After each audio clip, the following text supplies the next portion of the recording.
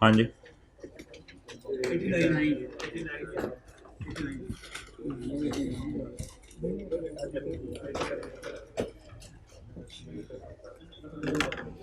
अच्छा मोहतरम, कल वो कौन सा पेज था जो हम सवाल करते करते 264।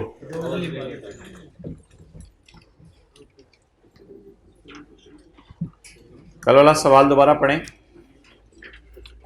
रोज limited is finalizing its financial statement.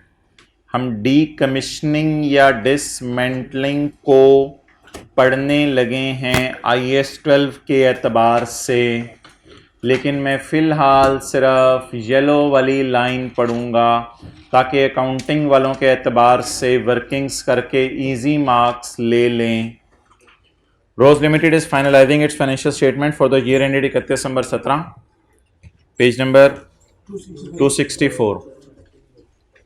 In this respect, the following information has been gathered. Details of fixed assets are as follows. 1 जनवरी को हमने प्लांट खरीदा 250 मिलियन का, इसको डेप्रिशिएट करना है हमने 6 साल। हमारे ऊपर जिम्मेदारी है इसको डिसमेंटल करना है 6 सालों बाद 50 मिलियन का। अकाउंटिंग वाले 250 को डेप्रिशिएट करेंगे या 250 जमा 50 की पीवी? 250 जमा 50 की पीवी। तो कल वाला मैंने नोट कर लिया, आपके आने से पहले वो जरा देख लें। आप लोगों ने व्हाइट बोर्ड की इस साइड पे नहीं देखना, आप लोगों ने व्हाइट बोर्ड की इस साइड पे देखना जी। कल वाला मैंने नोट कर लिया है। अकाउंटिंग वाले 250 पे एसेट बुक करेंगे या 250 जमा 50 की पीवी? तो लॉजिक की थोड़ी बात करें तो अकाउंटिंग वाले 250 जमा 31.5 को 281.5 को एसेट बना के डिप्रिशिएट कर देंगे, और जो 31.5 और 50 का डिफरेंस है वो है 19 रुपए के करीब, वो इंटरेस्ट है। उसको आहिस्ता आहिस्ता अकाउंटिंग वाले 6 सालों में इंटरेस्ट में डाल देंगे। तो अकाउंटिंग वाले भी अल्लाह का शुक्र है क्या करेंगे, अकाउंटिंग वाले 250 को भी डेप्रिशिएट करेंगे, 50 की पीवी को भी डेप्रिशिएट करेंगे 31 को, और बाकी जो 19 बच जाएगा उसको इंटरेस्ट के नाम से डाल देंगे। तो अकाउंटिंग वाले भी इंशाल्लाह 6 सालों में पूरा 300 किसमें डाल देंगे? खर्चे में डाल देंगे। ये किसकी बात हो गई? अकाउंटिंग वालों। और अब थोड़ा सा IAS 12 के एंगल से मुझे बता दें, what is the carrying amount of asset as on 31/12/17? What is the carrying amount of liability? Accounting वालों ने खर्चे में क्या डाला? डेप्रिसिएशन और इंटरेस्ट। डेप्रिसिएशन और इंटरेस्ट को करंट टैक्स की वर्किंग में उल्टा दो। अब किसके एंगल से पढ़ लें? टैक्स वालों के एंगल से। The dismantling cost will be allowed for tax purposes when paid. Tax वाले इसको कब माइनस करने देंगे? जब कभी पे होगी। पे कब होगी? 6ठे साल, इसलिए भी छोड़ें। Tax depreciation rate for owned assets is 10% on reducing. Can you tell me that what is the cost as per tax rules? Tax वाले तो प्रोविजन को मानते ही नहीं। What is cost as per tax rules? ये book पे लिख लें। Cost as per tax rules will always be 250। It will not be a PV of 50। Tax वाले पीवी ऑफ 50 को नहीं डालेंगे। Cost as per tax rules will be 250।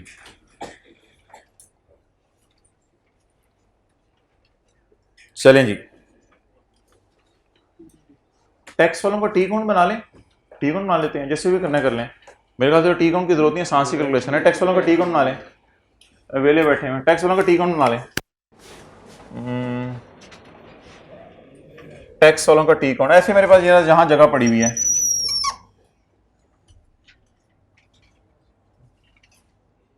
यहां जगह पड़ी हुई है उधर ही बना लेता हूं। टैक्स वालों का टी काउंट बताएं जी। PP as per tax rules. Additions कितनी है जी? 250 को या 50 की पीवी को लिफ्ट कराऊं या 50 को 6 साल बाद देखेंगे? तो टैक्स वालों के डेप्रिसिएशन माना कि रिड्यूसिंग बैलेंस मेथड, लेकिन पहले साल तो कॉस्ट पे रेट लगेगा ना जी। कितना हो गया? Carry down 225। बस टैक्स वालों की बीवी और टैक्स वालों की डेप्रिसिएशन 25। बोले ना, टैक्स वालों की बीवी और टैक्स वालों की डेप्रिसिएशन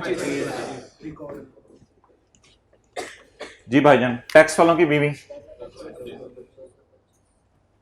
और टैक्स वालों की डेप्रिसिएशन ऐड नहीं पुत्र, ऐड नहीं, लेस टैक्स वालों की 25। डन। ये बता दें प्रोविजन की टैक्स बेस क्या होगी? Provision for gratuity, provision for warranty, provision for doubtful debt, इन सब की टैक्स बेस जीरो।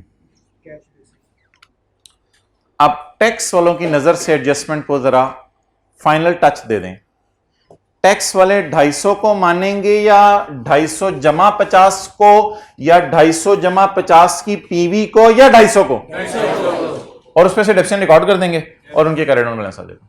तो टैक्स वाले प्रोविजन को मानते नहीं तो एसेट की कॉस्ट में डालेंगे नहीं। तो ये टैक्स वालों की डब्ल्यूडीवी आ गई और ये प्रोविजन की डब्ल्यूडीवी आ गई। आगे वो उसी तरह कर लीजिएगा। ये एसेट है, इसकी कैरिंग अमाउंट ग्रेटर है, ये लायबिलिटी है, इसकी कैरिंग अमाउंट ग्रेटर है, वो सारा रूल उसी तरह लगेगा। मैं भी आपसे एक और चीज पूछना चाह रहा हूं, वो क्या होगा? ये कौन सा साल है मेरा? प्रॉफिट मुझे पता नहीं, टैक्सेबल प्रॉफिट भी मुझे नहीं पता, छोड़ने पर जरा। अच्छा, ये 17 का साल है। दूसरा साल कौन सा होगा? 18 का। करंट टैक्स की वर्किंग 19, 20, 21, 22, 1, 2, 3, 4, 5, 6, ये छठा साल होगा। अब मुझे जरा सोच के बताएं, छठे साल डिसमेंटलिंग के साथ क्या सलूक करना है? The dismantling will be allowed when, और पे कब होगी? छठे साल जब प्लांट डिसमेंटल हो रहा होगा। तो छठे साल डिसमेंटलिंग, देखिए ना, 50 को तो आपने लिफ्ट कराई नहीं थी, आपने बैलेंस शीट में भी नहीं फेंका 50 को, और 50 को आपने फॉरेन भी खर्चे में नहीं बुक किया। क्यों नहीं किया फॉरेन खर्चे में बुक 50 को? अभी पता ही नहीं कितना खर्चा होना है, वो तो अंदाजा लगाया हुआ हमने। और जब छठे साल हम 50 की पेमेंट करेंगे तो ये 50 की पेमेंट क्या हो जाएगी? लेस हो जाएगी। और अल्लाह का शुक्र है छठे साल की अकाउंटिंग डेप्रिसिएशन भी आएगी, छठे साल का इंटरेस्ट भी आएगा, छठे साल की टैक्स ऑन डेप्रिसिएशन भी आएगी, वो सारा उसी तरह आएगा। लेकिन छठे साल की एक्स्ट्रा चीज लेस होगी, दैट इज डिसमेंटलिंग कॉस्ट। चलें, सो दैट वाज हाउ। अगर आपने तस्वीर लेनी है तो IAS 12 with IFRIC 1 international financial reporting interpretation committee की इंटरप्रिटेशन नंबर 1, और ये पेज कौन सा है किताब का? 264। और आपने तस्वीर लेनी है, इसके बगैर लेनी है, ये कुछ और है।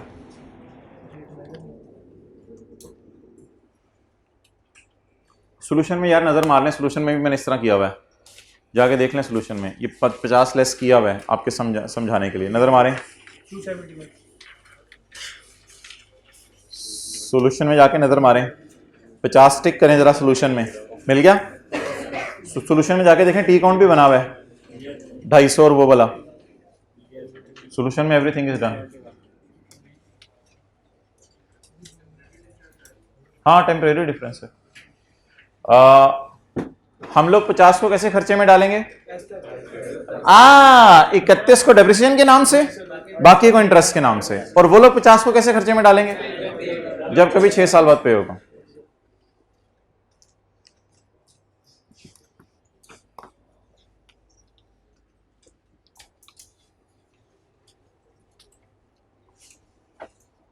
चलें जी, इट्स ओवर। टैक्स बेस कल हमने निकालनी थी, वो आज हमने निकाली।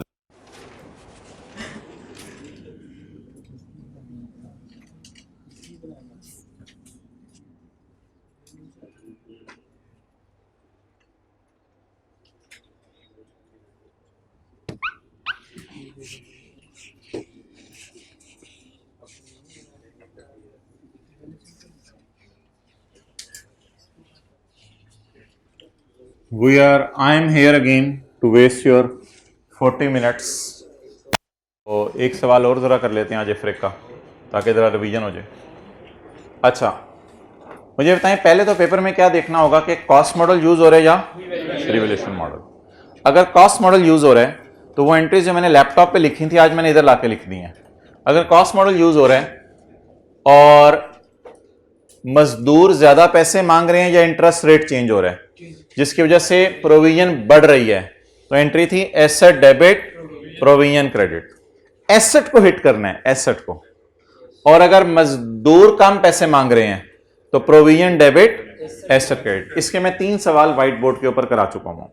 एक दिन कराया था, एक दूसरे दिन कराया था, एक कल तीसरे दिन कराया था। इसके 3 सवाल हम कर चुके हैं। रिवैल्यूएशन मॉडल का सिर्फ हमने एक सवाल किया हुआ, तो आज रिवैल्यूएशन मॉडल का दूसरा सवाल करेंगे।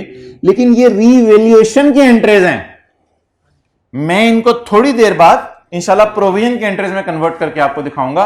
रिवैल्यूएशन की एंट्री जरा IAS 16 वाली रिवाइज करा दें। रिवैल्यूएशन ये इफ्रिक की एंट्रीज नहीं है, ये रिवैल्यूएशन की IAS 16 की एंट्रीज हैं।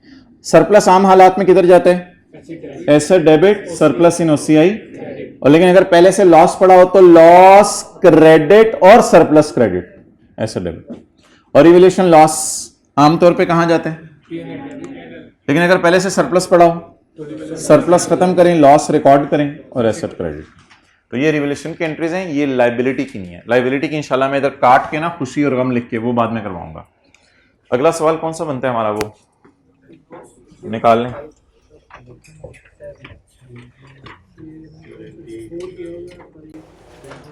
Page number 700। 4 हो गया था कल, नहीं 4 नहीं था। Page 700 question 4।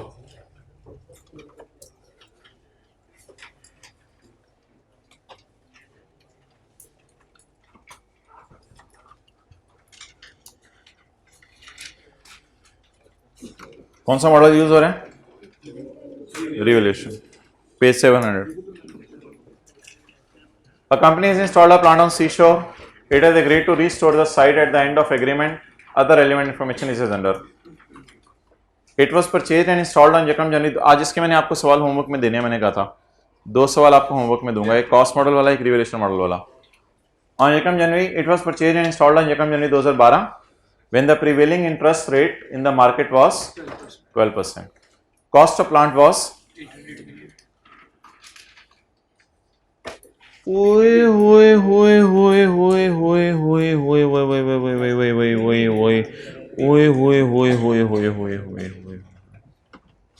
हटाऊं काली पट्टी? At the time of installation यकम जनवरी 12 बीवी कहां से आ गई? पीवी हर जगह। The PV was 129.24। The PV was 129.24। Clear? तो 12 साल के बाद जो मजदूरों को पैसे देने हैं उनकी क्या दे दी इसने? पीवी दे दी। तो पीवी निकालने की अब जरूरत है? नहीं। तो आइए बस स्टार्ट करें सवाल।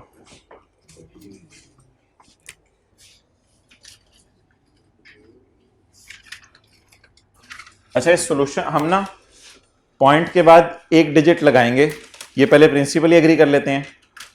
और दूसरी बात, सॉल्यूशन के अंदर पॉइंट के बाद कहीं 2 डिजिट लगे हुए हैं, कहीं 1 डिजिट लगा हुआ है। तो सॉल्यूशन की एंट्रीज को मैं बाद में सही करा दूंगा, हम सिर्फ पॉइंट के बाद 1 डिजिट यूज करेंगे फॉर सिंप्लिसिटी। जी, सॉल्यूशन में देखो तो 2-2 डिजिट ही लगे हुए ना किसी को पे, और कहीं 1-1 लगा हुआ है। किसी क्लास के बच्चों ने वो करवाया था, लेकिन आप लोग अब सिंगल डिजिट अप्रोच चलवाइएगा। एसेट, रिवैल्यूएशन, सरप्लस, P&L और प्रोविजन। लेकिन आप लोगों से मुझे बहुत उम्मीदें हैं, जो घर बैठे हैं उनसे भी बहुत ज़्यादा उम्मीदें हैं, लेकिन आप लोगों से भी बहुत ज़्यादा उम्मीदें हैं कि आप लोग इंशाल्लाह जुमे तक मेरे साथ हैं। और यही सोच के मैं खुश होता रहता हूँ। ओके जी, क्या मिलेगी? ये बड़ी ईद है भाईजान। यकम इधर गोश्त में, यकम जनवरी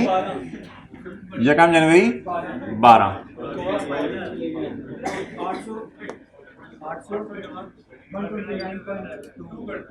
800 जमा 129.2। अच्छा, यार अगर सवाल वाला पॉइंट के बाद 2 डिजिट यूज कर रहे हैं तो हम भी अगर कर लें तो क्या हर्ज है। ये तो मैंने बात कर दी थी 0.24 पढ़े बगैर। अगर मैं 0.24 मिसाल के तौर पे पढ़ता हूं तो मेरा ये मशवरा चलें फिर पॉइंट के बाद 2 डिजिट यूज कर लें, लेकिन अगर आप पेपर में एक भी कर लेंगे तो मसले वाली बात नहीं है। अच्छा अभी 2 करूंगा इंशाल्लाह मैं। अब मुझे ये बता दें, आप मुझे ये बताएं यार पीवी गिवन है तो पीवी से ही सवाल चलाएं। नहीं यार मुश्किल हो जाएगा, हमने बार बार ना एफ वी को डिस्काउंट करना होता है, हमने बार बार एफ वी को डिस्काउंट करना होता है। तो सवाल वाला बने ओवर एफिशिएंट और सवाल वाले ने क्या कहते पीवी मेरी तरफ से, जैसे लोग कहते हैं ना पीवी मेरी तरफ से, तो सवाल वाले ने कहा पीवी मेरी तरफ से। तो जब सवाल वाले ने कहा पीवी मेरी तरफ से तो हमने कहा sorry I need F V, I don't need PV, I need future value, fair value नहीं, आई नीड फ्यूचर वैल्यू। तो इस सवाल में हमने अपनी मादरी जबान में लिखा कि जिस सवाल में पीवी होगी तो मैं नहीं मैं, तो मैं खुद फ्यूचर वैल्यू निकालूंगा। मैं खुद, जोर किस पे है, मैं खुद पे। जिस सवाल में पीवी गिवन होगी तो मैं खुद फ्यूचर वैल्यू निकालूंगा। मुझे कौन रोकेगा फ्यूचर वैल्यू निकालने से, मुझे कौन रोकेगा फ्यूचर वैल्यू निकालने से। मैं तो, बात बढ़ गई है।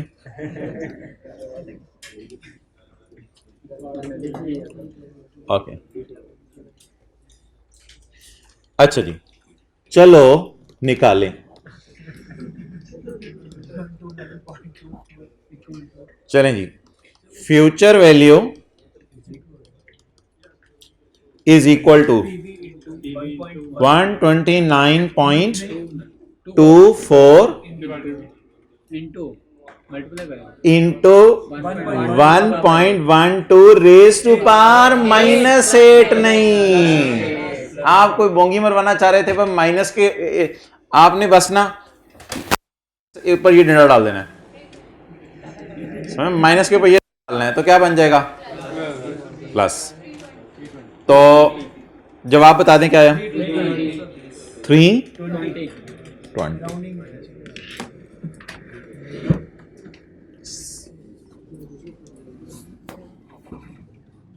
मैं खुद पे जोर है,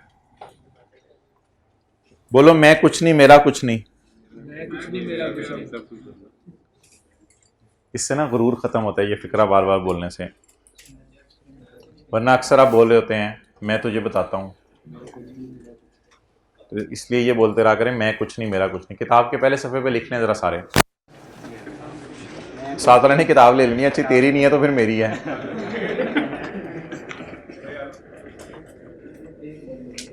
मोबाइल डालेंगे कवर में घर वाले साथ?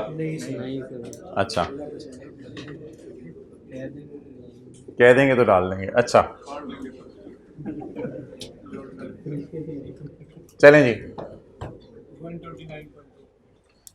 नहीं चलो आप फिर बोंगी मारते हैं हम रज के, हम फिर हमने फिर पहले वो निकाल लिया, अब हम इससे फिर वापस आएंगे। इसे कहते हैं पहुंची हुई सरकार। 3 इंटू 1.12 -8। चलो लगा दे पॉइंट के बाद 2 डिजिट, 129.24।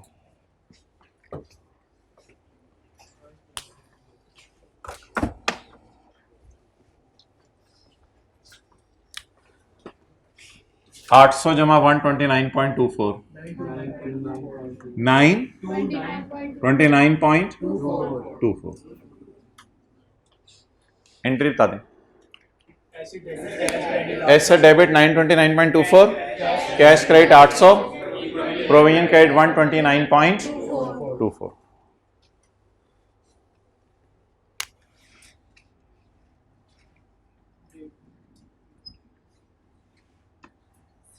ये क्या नाम, इधर रेहान नाम है उसका? रेहान यार कोई हिजा करो, कल की क्लास में आ जाओ। किधर है घर उसका? तो रेहान कल की क्लास में आ जाना, और अपने दोस्तों का नाम बताते रहे जल्दी जल्दी। अली गुज्जर साहब भाईजान कल तशरीफ ले आए, आपकी मेहरबानी। और जी अमार अब्बास, उधर माइक दे दें जी। अमार अब्बास मेहरबानी यार, कल तशरीफ ले आए। अमार अब्बास आया हुआ है। अजीम मेहरबानी कल तशरीफ ले आए, उधर माइक पकड़ाएं दूसरी क्लास में। शादाब मोहतरम कल आ जाएं खुदा के लिए। अक्सान साहब मेहरबानी आपकी आ जाएं, माइक पकड़ाएं उधर। फैजी भाईजान खुदा के लिए तशरीफ ले आए। शीदा टल्ली भाईजान खुदा के लिए तशरीफ ले आए कल। मन्ना गुज्जर भाईजान खुदा के लिए कल तशरीफ ले आए। उस क्लास में किसी ने नहीं बुलाना किसी को यार, इतनी भी क्या बेरुखी है। चलें जी, उस क्लास में माइक नहीं पकड़ाया शायद किसी ने, इस वजह से 929 पॉइंट डिवाइडेड बाय 8। भाईजान बता दें उस क्लास से किसी का नाम। 1116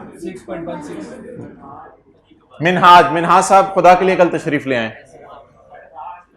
फरहान साहब खुदा के लिए कल तशरीफ ले आए।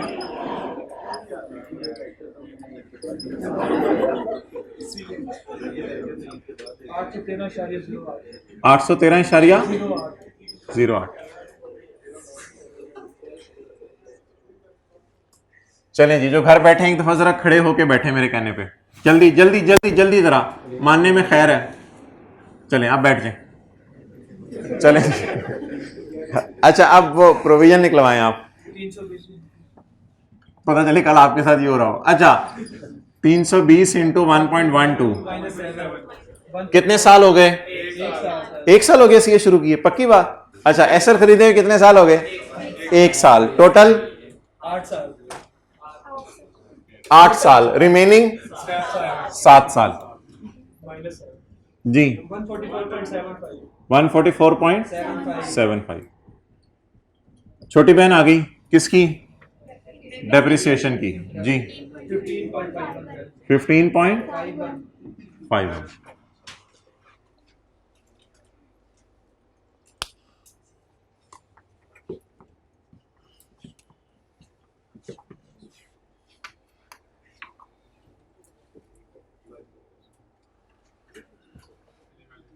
मेरा इधर लाओ। Useful life of the plant is 8 years and the company follows the सीधा लकीर तरीका ऑफ घिसना। 0.5 ऑन 31 दिसंबर 2012। और पहले जानने तो दे वहां। ओ हम पहुंचे हुए हैं, हम पहले 31 दिसंबर 12 पे पहुंचे हुए हैं। On 31 December 12 the plant was revalued at 690 net of restoration. चलिए ये भी आज रिवाइज हो गया, नेट ऑफ रिस्टोरेशन। हमारा जो वैल्यूअर है ना, जरा जहन में प्रॉपर्टी डीलर लाएं। हमारा जो वैल्यूअर है वो वैल्यूअर ना कभी कभी वैल्यू जो निकाल के देता है वो वैल्यूअर, उसको चाहिए कि वैल्यू डीकमीशनिंग डाल के बताए। तो इसको कहते हैं एसेट की प्राइस, इसे कहते हैं डीकमीशनिंग, इसे कहते हैं ग्रॉस टाइप कोई चीज। तो अगर पेपर में वो कह देना ये डीकमीशनिंग से नेट है, तो फिर ऐसी सूरत में आपने डीकमीशनिंग डाल के फेयर वैल्यू बताना है। तो on 31 December 12 the plant was revalued at 690। तुम्हें याद हो कि ना याद हो, मुझे याद है वो जरा जरा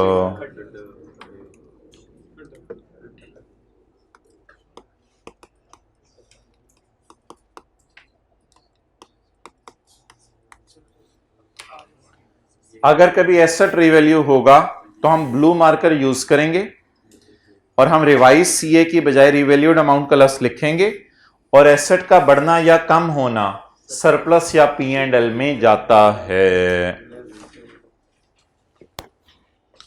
ये जरा कैमरा इधर रख दो, किसी ने पिक लेनी है। चलें जी, ले आओ इधर। हाँ जी भाईजान, 31/12 रीवैल्यूड अमाउंट नेट कितनी है? 690। यार हम खड़े किधर हैं? सेम डेट पे, तो इसलिए प्रोविजन इसमें शुरू वाले या इस डेट वाली जमा 1 44.75 834.75। क्लियर? अब ना एक बात याद रखिएगा, जब भी एसेट रीवैल्यू होगा ना, रीवैल्यू, तो एसेट रीवैल्यू हो रहा है तो ये या ये एसेट रीवैल्यू हो रहा है ना, एसेट रीवैल्यू हो रहा है, डीकमीशनिंग या डिस्काउंट रेट नहीं, एसेट रीवैल्यू हो रहा है। तो शुक्र है चीजें थोड़ी सी ज्यादा आ रही हैं। अगर एसेट बढ़ रहा है तो ये या ये, घर बैठे जरा ऊंची से बोलें, एसेट बढ़ रहा है तो ये या ये।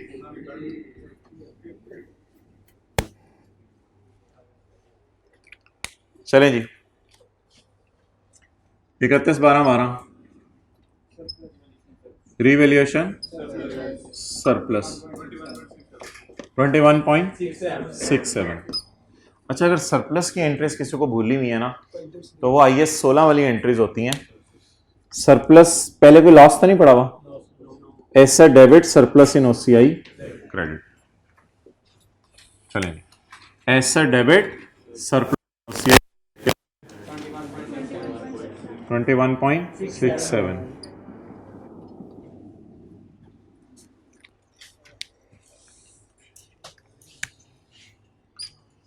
मजदूरों ने कोई ज्यादा पैसे मांगे हैं? हम वक्त गुजर गया हमारा या अभी उधर ही खड़े हैं? अभी उधर ही खड़े हैं। ये ना थोड़ी प्रैक्टिस आपको इन सवालों की करनी पड़ेगी जो आज मैं होमवर्क दे रहा हूं, वरना कई दफा कुछ गलती हल्की फुल्की आप कर सकते हैं। चलें जी, 31/12/12 को रिवैल्यूएशन होगी। अब सवाल में आ जाओ, पहले वहीं रखो। नहीं, अभी 12 की डिवीजन तो निकल आई हुई है। अब सवाल हमें किस वक्त कुछ करने को कह रहा है? मुझे पहुंच तो लेने दे, पहले वहां पहुंच तो लेने दे। वहां अगर कहीं आग लगी हो तो दूर से देख रहे हो नहीं, फूके मारेंगे।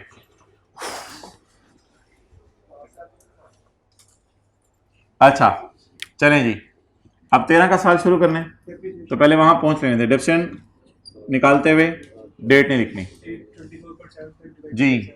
इस प्राइस को कितने साल अभी गुजर चुके हैं?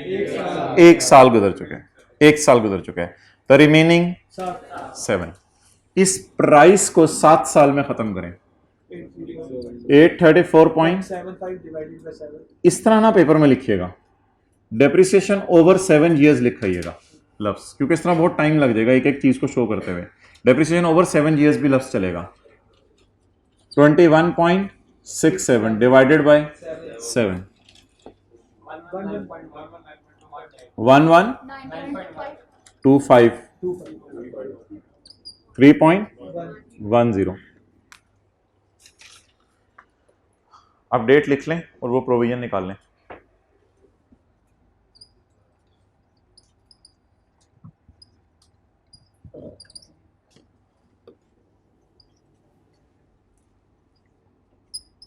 CA 71 715.5 18.57 अगली फिगर खुद निकालें जरा, सबको निकालें।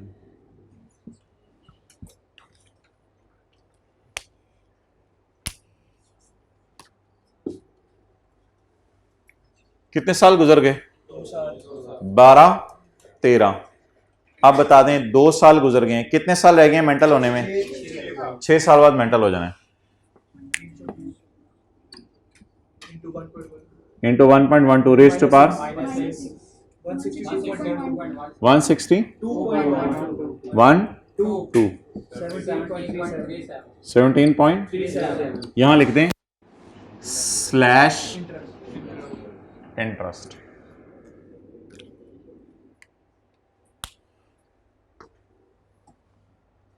अब जाके देखते हैं 31/12/13 को क्या हुआ, लेकिन उससे पहले मुझे इन एंट्रीज का इफ्रिक वाला वर्जन करवा दें। ये तो IS 16 वाला वर्जन था, इनका इफ्रिक वाला वर्जन करवा दें। एक तो खुशी होती है रिवैल्यूएशन सरप्लस, एक खुशी होती है डिक्रीज इन प्रोविजन। अगर लायबिलिटी कम हो रही है और आम हालात हैं तो प्रोविजन डेबिट और खुशी इन OCI क्रेडिट। अगर मजदूर कम पैसे मांग रहे हैं और पहले से कोई नुकसान पड़ा है तो नुकसान को क्रेडिट करके खत्म करें और बकाया खुशी बुक करें और लायबिलिटी कम कर दें। असल में अब ये फाइनल वर्जन बनेगा एंट्रीज का। तो सिंपल मैं एसेट को काट के प्रोविजन लिख रहा हूं। रिवैल्यूएशन लॉस को काटें, गम इंक्रीज इन लायबिलिटी। लायबिलिटी बढ़ानी है और आम हालात हैं तो P&L में बुक कर दें, P&L डेबिट प्रोविजन क्रेडिट। ये नोट कई दफा करवाएंगे हैं। अच्छा जी, लायबिलिटी बढ़ानी है, पहले से सरप्लस पड़ा हुआ है तो गम रिकॉर्ड करना है, पहले से सरप्लस पड़ा हुआ है, सरप्लस को खत्म करें, गम बुक करें और लायबिलिटी बढ़ा दें जैसे कि बढ़ाना चाहते हैं। अब देखिएगा जरा,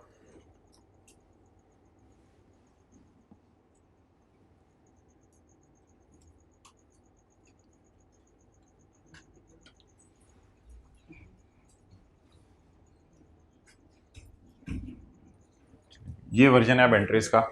ये इफ्रिक 1 बन गया।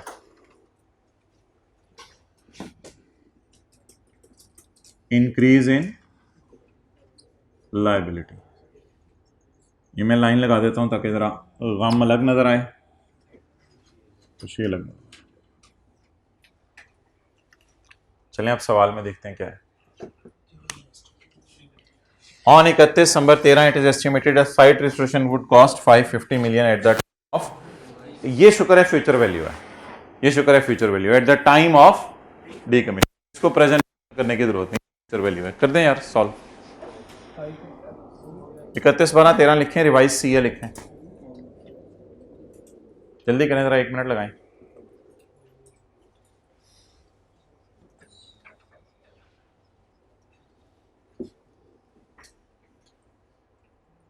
Marker red,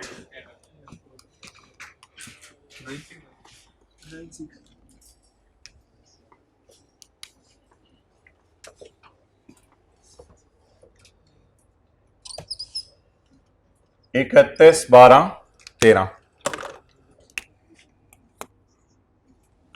revised carrying amount.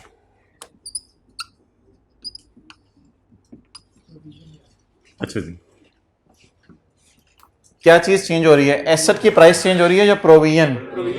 तो फिर किस कॉलम से शुरू करूं, एसेट से शुरू करूं या प्रोविजन से शुरू करूं? और अगर प्रोविजन से शुरू करना है तो ये या ये हिट होगा। इधर देखें जरा सारे, अगर एसेट रीवैल्यू हो रहा है तो यहां से शुरू करना है रिवैल्यूएशन गेन लॉस निकालने के लिए, और फिर ये या ये हिट कर देना। अगर मजदूर ज्यादा पैसे मांग रहे हैं या इंटरेस्ट रेट चेंज हो रहे हैं तो यहां से शुरू करने और ये या ये हिट कर देना। हिट सही होनी चाहिए, जरा दूर तक लगे जी मोहतरम। 320 की जगह खुदा ना खास्ता पेपर में 550 ना दे और कह दे provision is to be increased by 130, तो फिर 320 जमा 130 550 ही इधर आएगा ना। लेकिन अभी तो अल्लाह का शुक्र है आज तक ऐसे ही बताता है कि 12 सालों बाद या 8 सालों या 10 सालों बाद इतने पैसे देने। तो जी 550 इज माई प्रोविजन इंटू 1.12। अच्छा मुझे जरा डेट देख लेने दें, डेट वही है तो रेस टू पार चेंज करने की अब जरूरत नहीं है। -6 278.65। अब इसको ना अप्लाई करना सीखें, टाइम पे आया करें सारे, इसको अप्लाई करना सीखें। लायबिलिटी बढ़ रही है, लायबिलिटी बढ़ रही है, आम हालात हैं या सरप्लस पड़ा हुआ है? आम हालात हैं या सरप्लस पड़ा हुआ है? चलें जी, अब मुझे आप इधर देखे बगैर जरा वैसे ट्राई करते हैं, मुझे बता दें लायबिलिटी बढ़ रही है तो गम कितने? 6.53। अच्छा मोहतरम, इसको नेगेटिव में नहीं लिखना, ये असल में गम नहीं है, ये लायबिलिटी बढ़ने की वजह से गम है, तो लायबिलिटी बढ़ रही है, तो इसलिए ये पॉजिटिव ही आएगा। अच्छा, इस गम को पहले खुशी खत्म करने में इस्तेमाल कर दें और फिर भी बच जाए 97.96।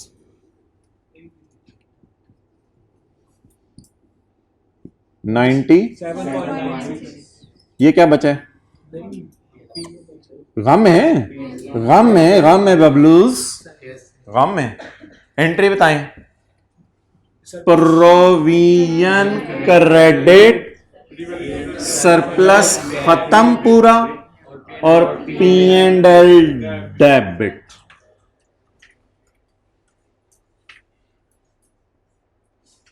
DONE done. चलें जी। अच्छा मुझे बताएं, जब इधर हिट आनी थी तो इधर या इधर पढ़नी थी ना, तो फिर इधर डैश जी 715.5 31/12/13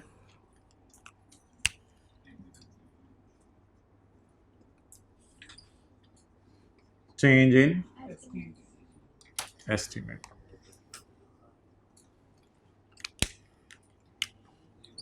ना इसको चलाओ, इसको चलाओ, देखो कितना बैलेंस है। इसको फिर आपने ट्रांसफर करना होता है, लेकिन इसकी एंट्री नहीं करनी होती है, वो लॉस टाइप की चीज है। अगर रिवैल्यूएशन याद आ रही है आपको, इसको लिखो एज इट इज 97.96 को। चलें जी, अब आप 31/12/14 पे पहले पहुंच जाएं, तो 31/12/14 पे पहुंचे, फिर मैं कुछ आगे सवाल में पढ़ता हूं। ना सवाल क्यों पढ़े हैं? क्यों यार सवाल क्यों देख रहे हैं? सवाल कह रहे 31/12/14 को कुछ हुआ है, मैं कहां खड़ा हूं? 31/12/13 पे। तो 31/12/14 का सीए तो निकाले ना पहले, फिर सवाल पढ़िएगा। 31/12/14 का सीए निकालें।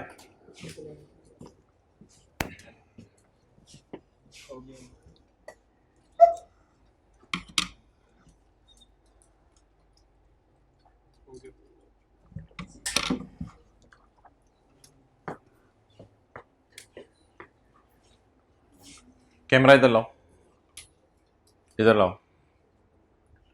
अब मैंने सवाल में आके पढ़ा 31/12/14 को कुछ हुआ है, लेकिन इससे पहले कि मैं सवाल में पढ़ूं कुछ हुआ है, मैंने इधर आके देखा, अभी तो मैं 31/12/13 पे खड़ा हूं, तो पहले मैं पहुंच जाऊं 31/12/14 पे, फिर सवाल पढ़ूंगा। डेप्रिसिएशन कैलकुलेट करते हुए ना डेट नहीं लिखनी, वरना रिमेनिंग लाइफ आप गलत निकाल सकते हैं। इस प्राइस को खत्म करना है आपने। 12-13 यूज हो चुके, तो टोटल 8 था, 8 - 2 6 साल रिमेनिंग लाइफ है। 715.5 डिवाइडेड बाय 6, और इसको भी खत्म करें आहिस्ता आहिस्ता, जिस तरह सरप्लस को खत्म करे थे, और इस नेगेटिव को पॉजिटिव करके खत्म करेंगे 16.33। लेकिन इसकी जनरल एंट्री कोई नहीं होती, ये IS 16 में बात हुई थी।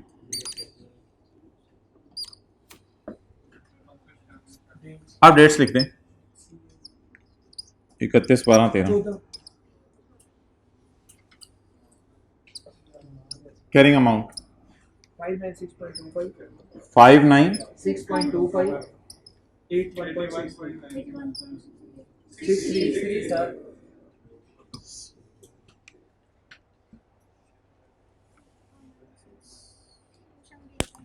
अब वो सीए तो आप कर ही लेंगे इंशाल्लाह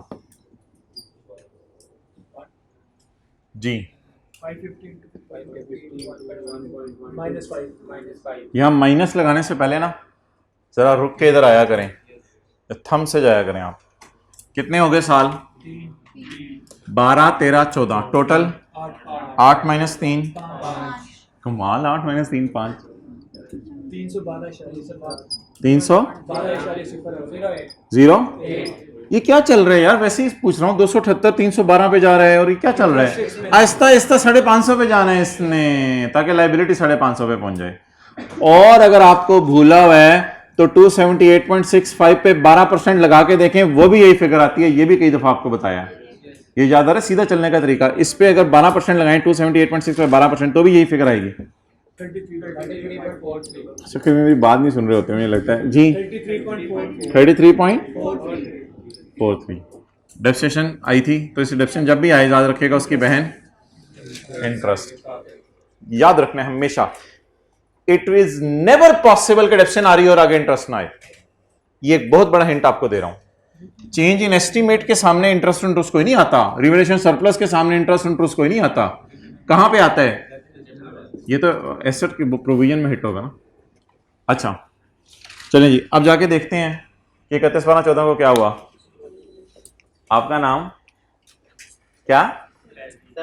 फैजी भाई। फैजी भाई इन्होंने मुझे अनाउंस करवा दिया था कि फैजी पहुंचा नहीं अभी तक। अच्छा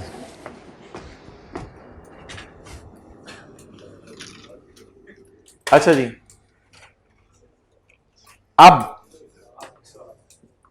31/12/14 estimated registration cost would be, मजदूरों को हमसे मोहब्बत होगी, उन्होंने कहा इतने पैसे आपसे नहीं लेंगे, हम सिर्फ कितने लेंगे? 120 मिलियन। या महंगाई खत्म हो गई तो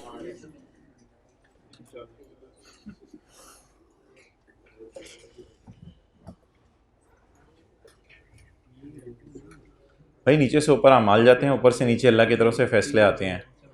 तो शहबाज शरीफ हो या इमरान खान हो, अगर मस्जिद में उसी तरह 10 नमाजी हैं फजर की नमाज में, तो फ़र्क तो नहीं पड़ेगा कोई।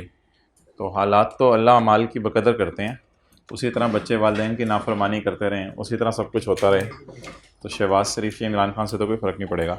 अच्छा जी, डिसमेंटलिंग प्राइस और डिस्काउंट रेट। डिसमेंटलिंग प्राइस और डिस्काउंट रेट में से क्या चीज़ चेंज हो रही है? यानी हमने खुद नहीं बदलना, बस इमरान खान को लाना है, अपने आप को नहीं बदलना। डिसमेंटलिंग प्राइस और डिस्काउंट रेट दोनों में से क्या चीज़ चेंज हो रही है? Dismantling price. तो ये रोड़ा है, रेड मार्कर हम यूज़ करेंगे, प्रोविजन हिट होगी, और दूसरा इफेक्ट रिवैल्यूएशन मॉडल में किसको जाएगा? या P&L को या सरप्लस को। चलें जी, 31/12/14 रिवाइज करते हैं सीए। कि जिन्होंने कर लिया है, जैसे सर आसिफ हैं या सर, रिवाइज करते हैं सीए। अच्छा, सीए रिवाइज करने के लिए सवाल में आए 550 की जगह 120। ये तो मुझे ख्वाब आया सीए करने के बहुत अरसे बाद कि एक पेपर रह गया है, तो सुबह उठा तो बड़ा रिलैक्स था, अल्लाह का शुक्र है, ख्वाब था वो। 120 तो सीए करने के आफ्टर शॉक्स भी होते हैं। अच्छा जी, तो 550 कम होके किस पे चला गया? 120 पे, इंटू 1 रेज़ टू पावर -5, क्योंकि हम वहीं खड़े हैं। 68.09। अच्छा, पहले जरा नजर मार जाया करें, यहां से लाइबिलिटी क्या हो रही है? कम हो रही है। तो लाइबिलिटी कम हो रही है, तो मैंने जानबूझ के ना ये दोनों एंट्रीज रखी हैं ताकि ये रिवाइज हों। ये वाली एंट्री अब हमने कर ली, अब ये वाली करेंगे। पहले से क्या पड़ा हुआ है? लॉस पड़ा हुआ है। तो ये जो हमें खुशी आई है, खुशी क्या है? 312 की जगह 68 देना है। ये क्या है? खुशी। इस खुशी को मैं नेगेटिव साइन के साथ लिखूं तो खुदा के लिए परेशान ना होइएगा, क्योंकि ये लाइबिलिटी कम कर रहा हूं। तो खुशी को नेगेटिव साइन के साथ मैं लिख रहा हूं, बिकॉज अकाउंट की नेचर क्या है? लाइबिलिटी नेचर का अकाउंट है। 243.99। What is this? Balancing. It is change in estimate.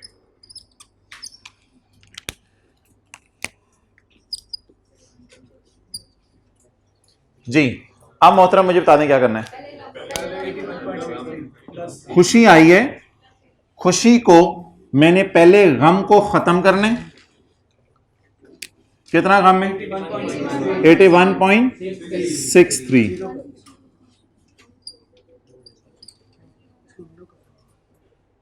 इधर देखें सारे, अगर यहां खड़ा होके यहां खड़े होके वो कहते हैं जी 2 मिनट बाद पेपर छीनने लगे हैं, तो भाग भाग के यहां तक पूरा कर सकेंगे आप 2 मिनट में? बोंगी मारेंगे आप। आप यहां से यहां तक की जनरल एंट्रीज कराइएगा जो पेपर की रिक्वायरमेंट है। अगर पेपर छीनने लगे और 2 मिनट रह जाएं तो खुदा के लिए इसको पूरा करने का निशाना पूरा कीजिएगा, जनरल एंट्रीज करिएगा, यहां तक जाके जो किए उसके मार्क्स मिल जाए। सवाल की रिक्वायरमेंट पढ़ लेते हैं। शो वर्किंग्स, सवाल की रिक्वायरमेंट क्या है? डू वर्किंग्स, सवाल की रिक्वायरमेंट है डू वर्किंग्स, बल्कि क्या है जनरल एंट्री। सिर्फ किस साल की मांगी हुई है? 14 की। लेकिन हम तो सोल्यूशन में शायद सारे सालों की करेंगे। अच्छा वो फिर कैसे करेंगे, फिर कैसे करेंगे? चलें जी, रिवाइज सीए 68.09 आ गया। खुशी आई थी, खुशी को पहले गम को खत्म करने में रिकॉर्ड किया, बाकी खुशी को कहां ले जाएं? सरप्लस में जी। 162.36 और आपको पता है अगर इधर कभी मसला हो तो या ये या ये, तो फिर इधर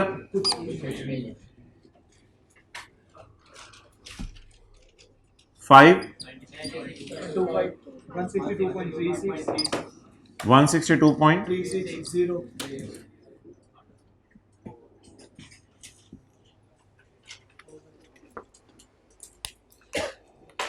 कोई वालदैन का हीरा आए और जनरल एंट्रीज करवाए। अभी भी कहते हैं मेरे चांद, आजकल नहीं कहते वालदैन, या बड़े हो गए हैं। कोई वालदैन का चांद आए और गुल खिलाए। आ जाए, ऊपर आ जाए। हाँ, ऊपर से ऊपर जाना हमारा आसान होगा। चलो जल्दी आ जाओ, जल्दी आ जाओ, जल्दी आ जाओ।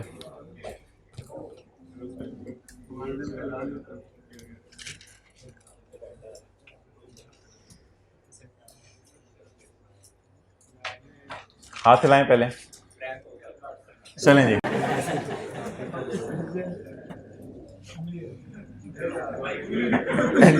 एंट्री बोलें। Asset debit, cash credit, provision credit. ठीक है, इधर खड़े हो जाओ। चलो चेहरा उधर रखने, एंट्री बोलते हुए। एसेट डेबिट 929.24, कैश क्रेडिट और प्रोविजन। यार इसको देख लें या ये मेरी उंगली की तरफ देख लें। Asset debit, cash credit, provision credit. जी, इसकी एंट्री बोलो। Depreciation expense debit, accommodation credit, interest expense debit, provision for decommissioning credit. Interest expense debit, provision for decommissioning credit. ये एंट्री बोलो।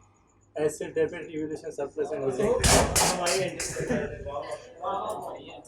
वार्म अप की। हाँ, अकोमोडेशन डेबिट, एसेट क्रेडिट 116 से फिर entry करनी है एसेट डेबिट सरप्लस क्रेडिट। और यार ये डीकमीशनिंग में ना कोई एंट्री नहीं है वार्म अप की। डीकमीशनिंग में कोई एंट्री नहीं है वार्म अप की, क्योंकि वो तो प्रोविजन हिट हो रही होती है, तो इधर वार्म अप की एंट्री नहीं है। Depreciation debit, accommodation credit, revaluation surplus and revaluation surplus debit return and credit, surplus debit return and credit, interest expense debit, interest expense debit, provision credit. जी, provision for decommissioning credit, provision credit, revaluation surplus debit, surplus debit, P&L debit, P&L debit. अच्छा जी, इसकी entry depreciation debit, accommodation credit. इसकी entry नहीं होती। इसकी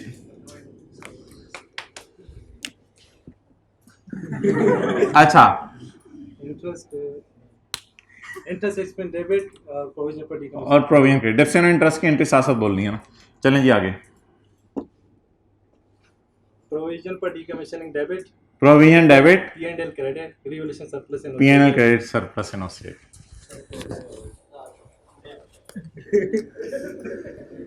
अब्दुल्ला राजपूत को बुलाएं। चलो अभी बैठो फिर करते हैं जी।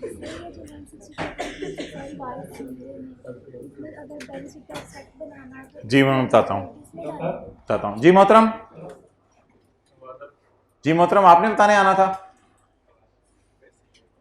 भाई, बोलो ना, आवाज नहीं आ रही। चलें यार ये जल्दी से करें। जी जी ठीक है, ओके। अच्छा, एसेट डेबिट, कैश 800 से credit, provision for decommissioning credit, depreciation interest बहने हैं, depreciation debit, accommodation credit, interest debit provision, accumulation debit asset credit 116 से, और asset debit surplus in OCI credit 21.67 से। Next, depreciation debit accumulation credit surplus debit retain earning credit, और interest debit provision credit. इसके ना ये उसके बाद या ये इस तरह provision credit surplus in OCI debit और पीएनएल डेबिट। आगे चलें। Depreciation debit accumulation interest debit provision credit.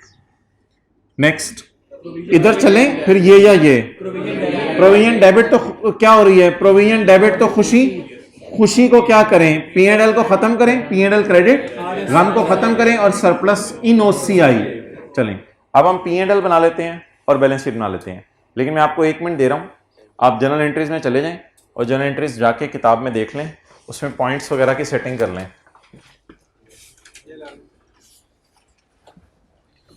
करवा दो यार मुझे सेटिंग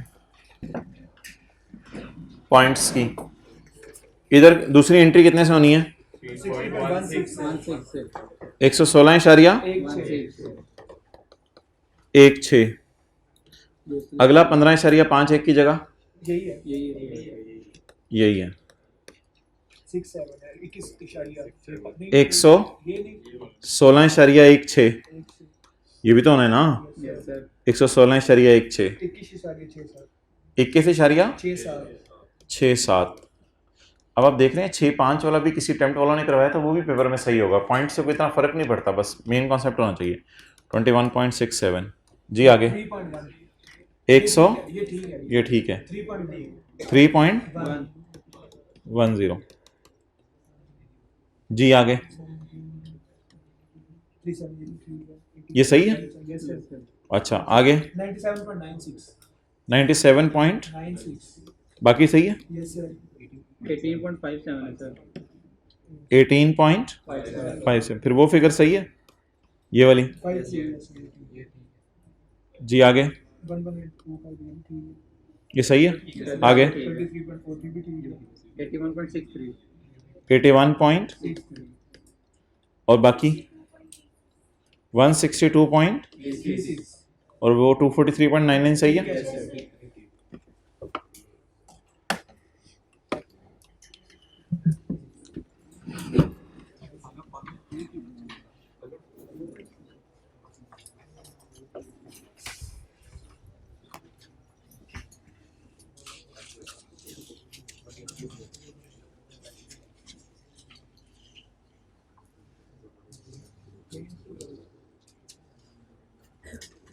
पीएनएल बनाए या एसओसीआई?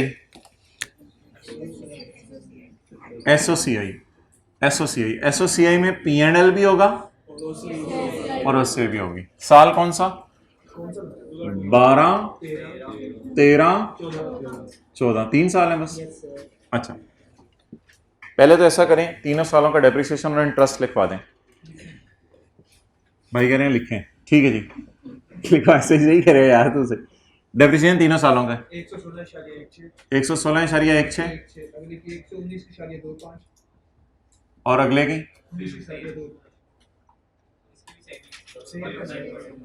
जी इंटरेस्ट। अच्छा, रिमेनिंग लाइफ कब कब निकालनी है? जब भी ब्लू मार्कर आ जाए या रेड मार्कर आ जाए, जब भी खड्डा आ जाए या जब भी रोड़ा आ जाए, यानी जब भी एसेट रिवैल्यू हो, जब भी प्रोविजन का डीकमिशनिंग का एस्टीमेट रिवाइज हो या डिस्काउंट रेट चेंज हो जी। 15 और ये 15.51 15.51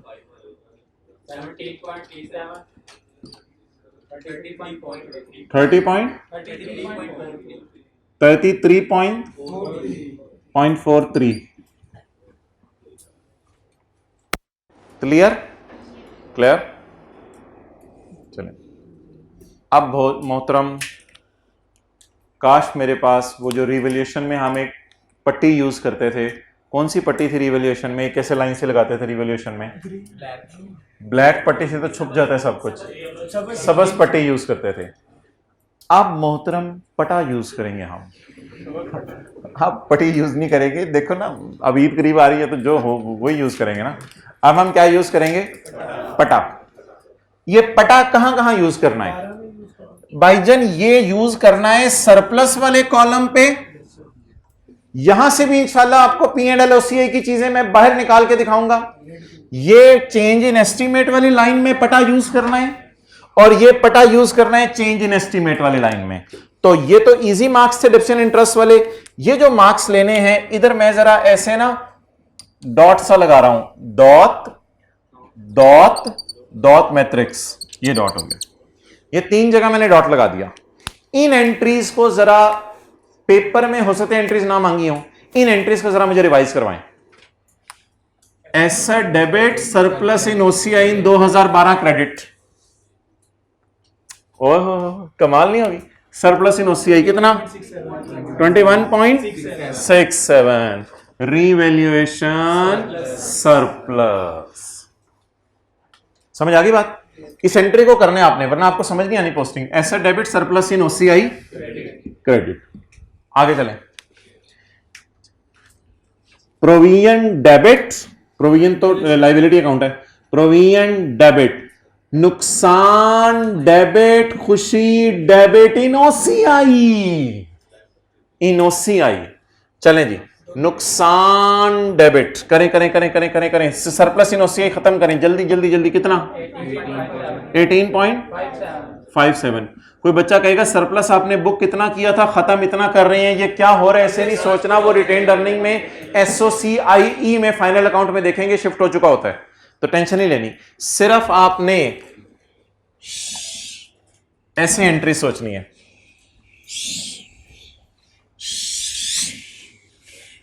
चलें जी, दोबारा सोचें। एंट्री बोले, एंट्री बोले, एंट्री बोले। Provision credit surplus in OCI debit और पी एंड एल डेबिट। जी लॉस कितना? अगर आपका दिल चाह रहा है कि सारे खर्चों को नेगेटिव में शो करना है तो आप इधर भी सारे खर्चों को नेगेटिव में शो कर सकते हैं। जी लॉस 13 में कितना आया? 97.96। अब अगर करंट टैक्स की वर्किंग खुदा ना खास्ता आ गई ना तो इन तीनों को उल्टाइएगा। करंट टैक्स की वर्किंग आ गई ना खुदा ना खास्ता तो इन तीनों को उल्टाइएगा। करंट टैक्स में उल्टाते क्या है? जो अकाउंटिंग वाले कर चुके हो, जो अकाउंटिंग वाले कर चुके हो। चलें जी, अब अल्लाह का शुक्र है मेरे ख्याल से इसमें तो आप मुझे शर्मिंदा नहीं करेंगे। 31/12/14 में आप सोच लें क्या जाना है। एंट्री बोले, entry provision debit P and L credit, P and L credit जी plus 81.63 P and L credit और सरप्लस इन ओसीआई क्रेडिट 162.36। कितने लोगों से सही बन जाना था अगर ना कराया जाता? कितने लोगों से नहीं बनना था? उसमें मैं हिंट अब आपको दे दूं क्या? डिफरेंशियल इंटरेस्ट आसान चीजें हैं, ये इंशाल्लाह पेपर में भूलेंगे नहीं। ये जो लाइनें हैं ना 3, सरप्लस वाली, चेंज इन एस्टीमेट वाली, चेंज इन एस्टीमेट वाली, इसकी आपने ना एंट्री जहन में करनी है और पोस्ट करते रहना है। एंट्री करनी है, पोस्ट करते रहना है। इन तीनों को प्लीज डॉट लगाना। 1 2 3, चेंज इन एस्टीमेट वाली लाइन और रिवैल्यूएशन सरप्लस लॉस वाली लाइन। तो सफ़े के टॉप पे लिखें पी एंड एल एक्सट्रैक्ट्स बनाते हुए, पी एंड एल एक्सट्रैक्ट बनाते हुए रिवैल्यूएशन सरप्लस लॉस वाली लाइन और चेंज इन एस्टीमेट वाली लाइन की एंट्री भी सोचनी है। ये छोटी सी बातें ना लिख लेते हैं, फिर पेपर वाले दिन याद रहती हैं। पी एंड एल एक्सट्रैक्ट्स बनाते हुए, पी एंड एल एक्सट्रैक्ट्स बनाते हुए रिवैल्यूएशन सरप्लस लॉस वाली लाइन और चेंज इन एस्टीमेट वाली लाइन की एंट्री सोचकर पोस्टिंग करनी है। सरप्लस लॉस वाली लाइन और चेंज इन एस्टीमेट वाली लाइन की एंट्री सोचकर पोस्टिंग करनी है।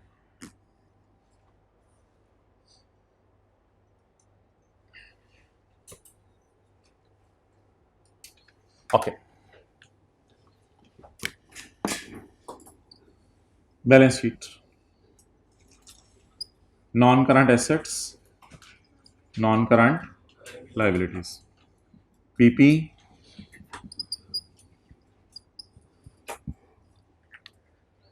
या अगर खुदा ना खास्ता 2014 में करंट टैक्स करना पड़ गया तो क्या करेंगे? इन दोनों को ऐड करके उल्टाएंगे। इसको कभी नहीं उल्टाना करंट टैक्स में, क्योंकि हम शुरू ही पीबीटी से करते हैं। करंट टैक्स की वर्किंग पीबीटी से शुरू होती है। अच्छा चलें यार, पीपी बता दें यार। पीपी ये जब बैलेंस शीट बनाया करेंगे, इसको मैं मिटा रहा हूं, जब बैलेंस शीट बनाया करेंगे तो ये 31/12/12 आखिरी वाला देखा करेंगे या ये वाला देखा करेंगे? 31/12/13 कौन सा वाला? 4 आ रहे हैं, आखिरी वाला। 31/12/14 कौन सा वाला? आखिरी वाले देख लें। 834.75। आगे 144.715 नीचे वाला देखना है, सबसे आखिरी वाला 715.5।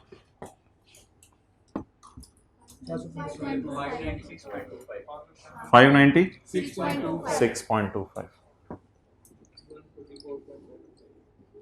चलेंगे प्रोविजन में आ जाए। आखिरी वाली 144.270.09।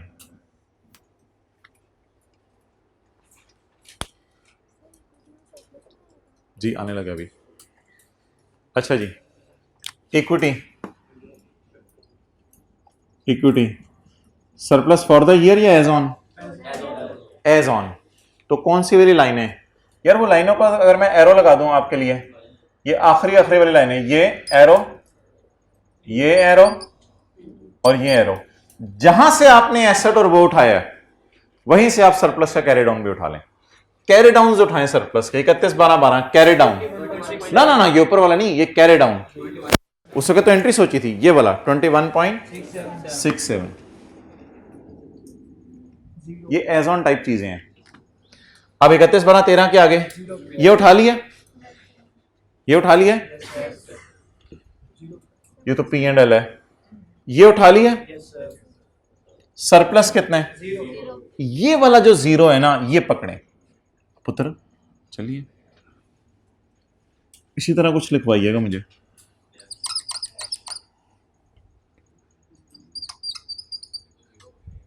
ये डन जी। इधर देखें सरप्लस का बैलेंस, अलाइनमेंट देख रहे हैं आप? गुजर तो नहीं गया? आगे 162.36।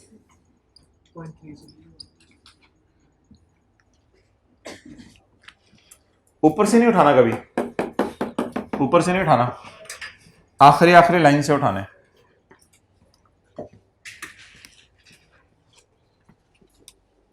तो लिखें बैलेंस शीट में सरप्लस का वही बैलेंस उठाना है जहां से एसेट और लायबिलिटी का बैलेंस उठा रहे हैं। बैलेंस शीट में सरप्लस का वही बैलेंस उठाना है से बैलेंस शीट में सरप्लस का वही बैलेंस उठाना है जहां से एसेट और लायबिलिटी का बैलेंस उठा रहे हैं। मरहबा Usama, where were you? Okay no problem. Now you are going. यार क्लास में ना बस की तरह बैठा करें, कि दरवाजे नहीं खुल रहे इसके, जहाज की तरह बैठा करें।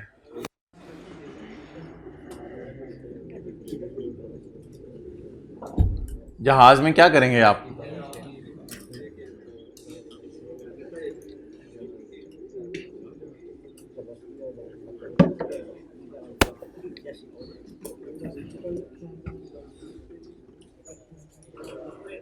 भाईजान आपको क्या मसला है?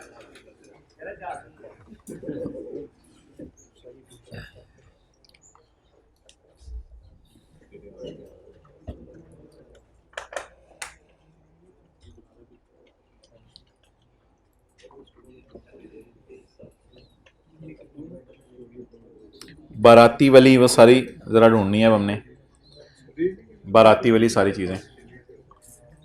अच्छा यार ये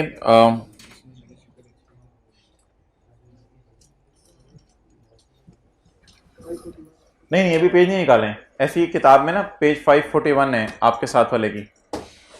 तो ये फाइनल अकाउंट का सवाल है, इसमें लीज की एडजस्टमेंट है, ये लीज की है, ये डेप्रिसिएशन की एडजस्टमेंट है, नहीं निकालना, सवाल नहीं निकालना, ये रिवैल्यूएशन की एडजस्टमेंट है, और ये करंट टैक्स की एडजस्टमेंट है, और P&L और बैलेंस शीट मांगा हुआ है।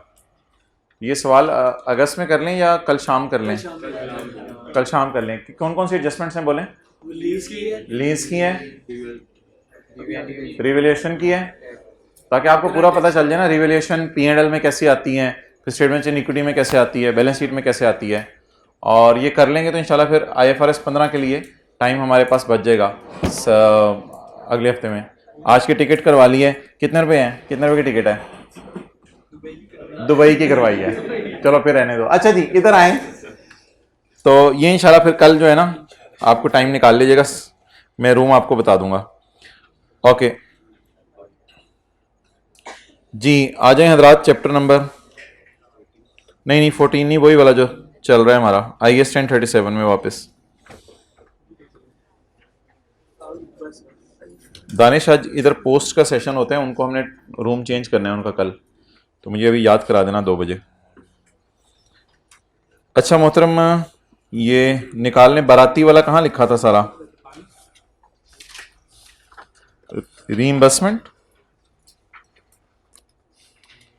हमारी एक बड़ी इंटरेस्टिंग डिस्कशन चल रही थी जो कि नागुज़ीर वजूहात की वजह से क्लोज हो गई थी।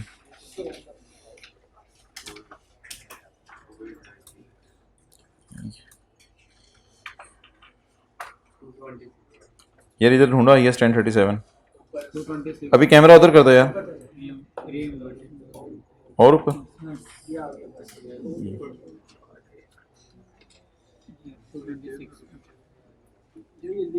चलें जी आ जाए। मुगले आजम मैरिज हॉल में शादी थी, बंदे अल्लाह को प्यारे हो गए खाना खाने के बाद, तो बंदों ने केस कर दिया मुगले आजम के खिलाफ। मुगले आजम वाले इनको पैसे देंगे और कोशिश करेंगे ये लायबिलिटी का बर्डन शिफ्ट कर दें। जैसे आप लोग भी इसी तरह करते हैं, कहीं बाहर निकले आप, मोटरसाइकिल आपने किसी में हिट कर दिया, उसको मौके पे पैसे दिए और आके बर्डन डाल दिया अम्मी पे या अब्बू पे, आप मुझे पैसे दें, आप मुझे पैसे दें। इसे कहते हैं रीइंबर्समेंट। क्या कहते हैं? रीइंबर्समेंट। तो बता दें, अगर आपने किसी को मोटरसाइकिल ठोका और मोटरसाइकिल ठुकने की वजह से उसका नुकसान हुआ और आपने अपनी पॉकेट मनी से उसको पैसे दिए और वापस आके आपने अम्मी से पैसे ले लिए वो, तो इसका मतलब है क्या आपकी पॉकेट मनी हिट हुई या बचत हो गई? आपकी बचत होगी। वैसे आपकी बचत हुई नहीं हुई वो मुझे नहीं पता, लेकिन पॉकेट मनी में आपकी क्या हो गई? बचत होगी। और आपने अम्मी से पैसे रीइंबर्स करा लिए, लेकिन अम्मी से पैसे मिलना सिर्फ उसी वक्त रिकॉर्ड होगा जब आपको वर्चुअली सर्टन हो कि अम्मी दे देंगी। अगर शक हो कि अम्मी दे देंगी तो फिर ऑब्वियसली एसेट बुक नहीं हो सकता। ओके, सिमिलरली ये हमने मिसाल की थी एक, कि आपने दुकान पे जाके मोबाइल खरीदा, रिटेलर, तो फर्ज कर लें मैं रिटेलर हूं, आप मेरे पास आए, आपने मोबाइल खरीदा, मैं रिटेलर हूं, मैं दुकान पे बैठा हुआ था, आपने रिटेलर के पास आके मोबाइल खरीदा। जब आपने घर में जाके मोबाइल इस्तेमाल किया तो मोबाइल अजीब अजीब हरकतें कर रहा था, तो आप परेशान हो गए, आप कस्टमर थे, आप मेरे पास आ गए और आके ऐसे फेंक के कहा ये क्या चीज दिया आपने मुझे, तो मैं आपकी तरफ अपने आप को क्या फील करूंगा? लायबल। लेकिन दिल ही दिल में मैं सोच रहा हूंगा कि मैं ये खर्चा खुद बर्दाश्त नहीं करूंगा, मैं अम्मी पे मैं शिफ्ट करूंगा मैन्युफैक्चरर पे, मैं मोबाइल के मैन्युफैक्चरर पे ये खर्चा शिफ्ट करूंगा और उससे पैसे मांगूंगा।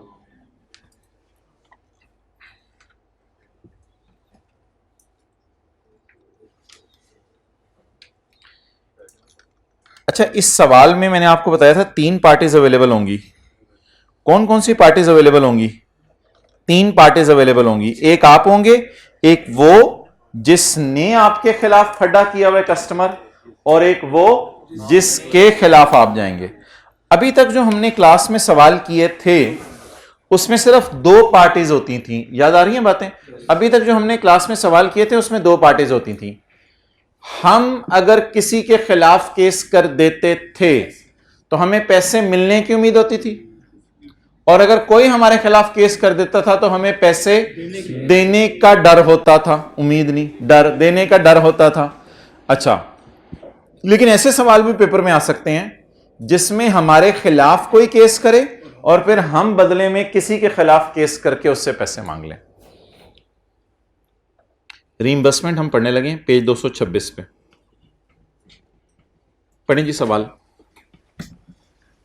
अ रिटेलर कंपनी, रिटेलर दरमियान वाला, a retailer company estimates that it will cost 1 lakh to fulfill its जिम्मेदारियां in respect of guarantees offered to its customers। जी भाईजान, अमाउंट जल्दी से बता दें। 1 लाख रुपया हम देने के लिए लायबल फील कर रहे हैं। ये खतरे का अलार्म है। 1 लाख हमने देने हैं, इसे मैं रेड मार्कर से लिखा करूंगा, और जो हमें मिलना है उसे मैं ग्रीन मार्कर से लिखा करूंगा। ये हमें मिलने की उम्मीद होगी, वो अलग है। तो uh retailer company estimates that, retailer company का ये अंदाजा है, पेज नंबर कौन सा है? 226। रिटेलर कंपनी का ये अंदाजा है कि उसने पैसे कितने देने हैं कस्टमर को। द मैन्युफैक्चरर,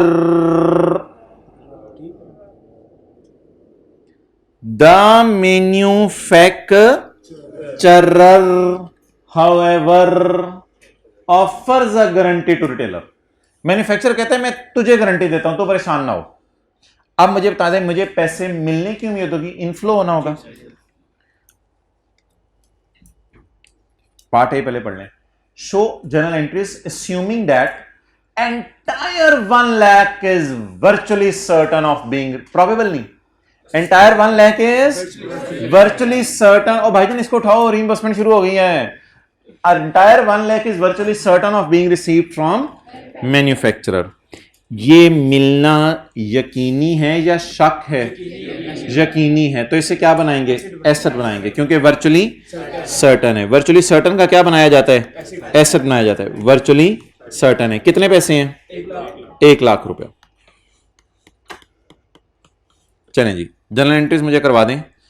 इसकी जनरल एंट्री करवा दें और इसकी जनरल एंट्री करवा दें जी। एक्सपेंस डेबिट और प्रोविजन क्रेडिट। प्रोविजन क्रेडिट से मुराद है वो जो कस्टमर मेरी दुकान पे आया है उसकी तरफ में मैं 100 रुपए से एंट्री कर दूं, कोई मसला तो नहीं? रुपीज इन 1000 में। तो कस्टमर जो आया उसको मैंने कितने रुपए देने हैं? 100 रुपए। आगे the manufacturers offers a guarantee to retailer, जिसमें 1 lakh is virtually certain of being received. पूरा 1 लाख इंशाल्लाह मिल जाना है। बोलें जी। यार इस स्टैंडर्ड को ना बड़ी गौर से समझना है, और इस स्टैंडर्ड के अंदर वो बड़े डेप्थ के अंदर चीज़ों की जा रहे हैं। बातें बड़ी आसान सी हैं, थोड़ा थोड़ा जब इंटरेस्ट लूज करना आप शुरू करते हैं ना, वहाँ से मसला होना शुरू हो जाता है। रिसीवेबल डेबिट और गारंटी इनकम या इनकम क्रेडिट, जो मर्जी नाम आप इसका रख दें। रिसीवेबल डेबिट, इनकम क्रेडिट, ये किससे लेने हैं? तो जो देने हैं उसका खर्चा बुक कर लें, और जो लेना है उसकी इनकम बुक कर लें। P&L बैलेंस शीट आपने बड़े गौर से देखना है। P&L balance sheet, P&L balance sheet.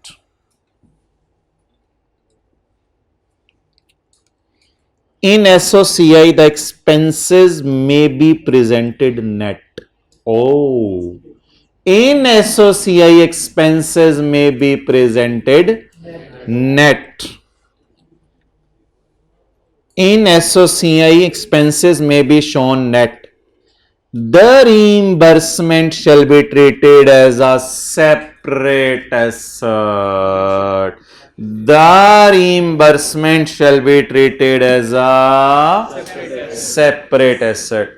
In SOCI, expenses may be shown net. अलग अलग भी शो करेंगे, पेपर में मार्क्स नहीं कटेंगे. In expenses, in P&L SOCI, expenses may be shown. बेटे तुमने कितने दिए मोटरसाइकिल वाले को? अम्मी 100 रुपया दिया. चलो बेटे मेरे से भी 100 रुपया ले लो. द खर्चा में बी शोन नेट. आपकी तो पॉकेट मनी खर्ची नहीं हुई, आपके तो मजे हो गए. द एक्सपेंसेस में B shown net of income. However in balance sheet the reimbursement इधर है, इधर रीइंबर्समेंट नहीं हो रही. रीइंबर्समेंट अम्मी से होनी है, रीइंबर्समेंट मैन्युफैक्चरर से होनी है, रीइंबर्समेंट मुर्गी वाले से होनी है. In SOFP the reimbursement should be shown as a separate asset. एक बात इंप्लाइड है तो फिर इसको सेपरेट लायबिलिटी शो करेंगे. बैलेंस शीट में नेट करने की इजाजत नहीं है. कहां नेट करने की इजाजत है? P&L में. तो P&L बनवाएं, हम नेट करके बनाएंगे ताकि जरा अच्छा लगे. खर्चा बताएं, एग्जामिनर को शो तो करेंगे ना. खर्चा बताएं 100, इसको नेट करें खुशी से 100. P&L के मुंह पे कितना जाएगा? 0. और इन करंट एसेट्स, जरा फिक्रा क्या था अंग्रेजी वाला? The reimbursement shall be treated as a separate asset. Reimbursement तो मैन्युफैक्चरर से होनी है ना. सो रिसीवेबल 100 और प्रोविजन 100. चलें जी, नोट कर लो. उसने जर्नल एंट्रीज नहीं थी, लेकिन हमने P&L बैलेंस शीट भी बना दिया.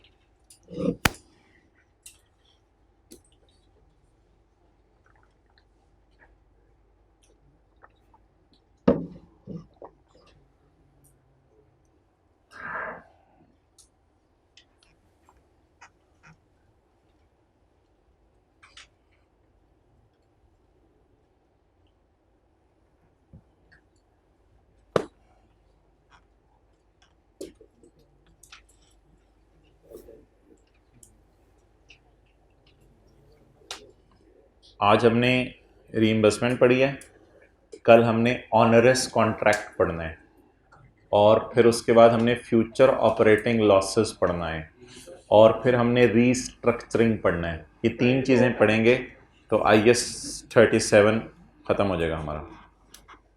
ओके, चलें जी, डन. समझ आ गया? याद कराने इन पे मैंने आपको होमवर्क देना है आज ब्रेक के सवालों का. अच्छा यार, एक बात याद रखिएगा,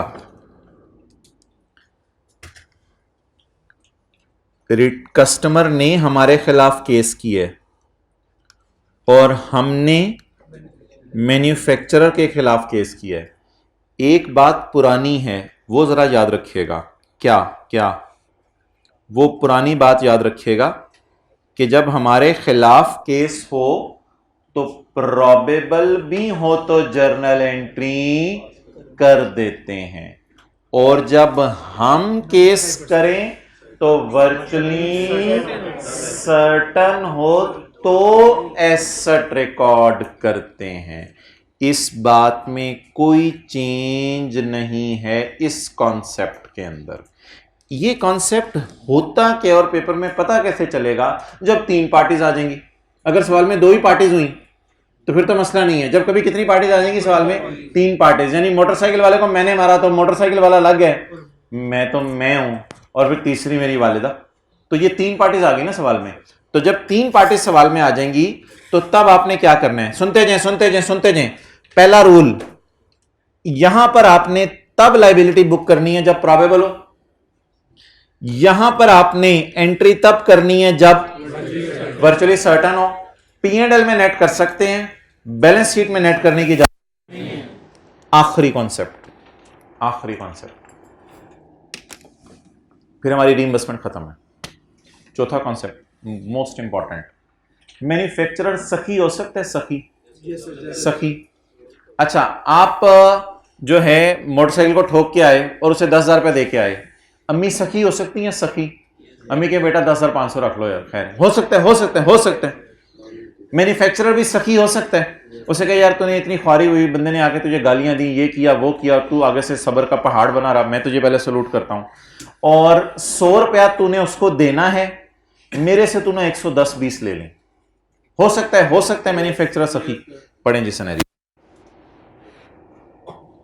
अच्छा, रीइंबर्समेंट वाली एंट्री कौन सी है? अम्मी वाली ना। रीइंबर्समेंट वाली एंट्री कौन सी हुआ करेगी हमेशा? ये वाली, रिसीवेबल वाली।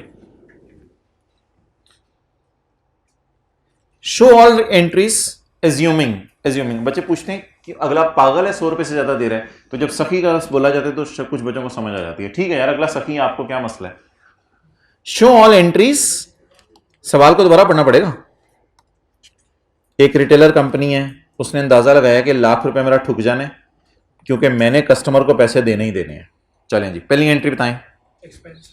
Expense debit, provision credit. सबर, मुझे पहले पूरा सवाल तैयार कर लेने दो, दोबारा सवाल तैयार कर लेने दो। सवाल तैयार हो रहा है। 100 रुपए की एंट्री होगी। चलें जी, अब मैं कौन सा पार्ट कराने लगा हूं? The manufacturer however guarantee to the retailer an amount of 120 is virtually certain of being received या is received। अभी रिसीवेबल बुक करना है मैंने, अभी रिसीव नहीं हुई, उसने वादा कर लिया मैं कितने पैसे दूंगा, और उसने लिख के दे दिया सफे में मैं 120 रुपए दूंगा, लेकिन ये ऐसा वर्चुअली सर्टन है जिसके बारे में स्टैंडर्ड चपेट मारने लगा है। द अमाउंट रिकॉर्डेड फ्रॉम अम्मी shall not be greater than amount paid to that person for bike ठुकना। तो अमाउंट रिकॉर्डेड फॉर रीइंबर्समेंट वाली कौन सी एंट्री है, पहली या दूसरी? दूसरी एंट्री की अमाउंट कहता है जिंदगी में कभी पहली एंट्री से ज्यादा करने की मैं तुम्हें इजाजत नहीं दूंगा। आप बोले उससे मिलने कितने हैं? 120। मिलने कितने हैं? 120। मुझे लिखवाएं कितने पैसे मिलने हैं? 120। और बड़े फख्र से लिखवाएं मिलने कितने हैं? मैं 120 को नहीं छेड़ूंगा, यह सवाल का डेटा है। मैं जनरल एंट्री करते हुए गलती से 120 लिखने लगा था, उसे काट के पेपर में नहीं 120 नहीं, वो फिक्रा the amount recorded for reimbursement shall not be greater than amount of the amount recorded for reimbursement। the amount recorded reimbursement अम्मी से होनी है। the amount recorded of reimbursement shall not be greater than, तो यहां आप 120 ही लिखिएगा क्योंकि ये तो सवाल का डेटा है।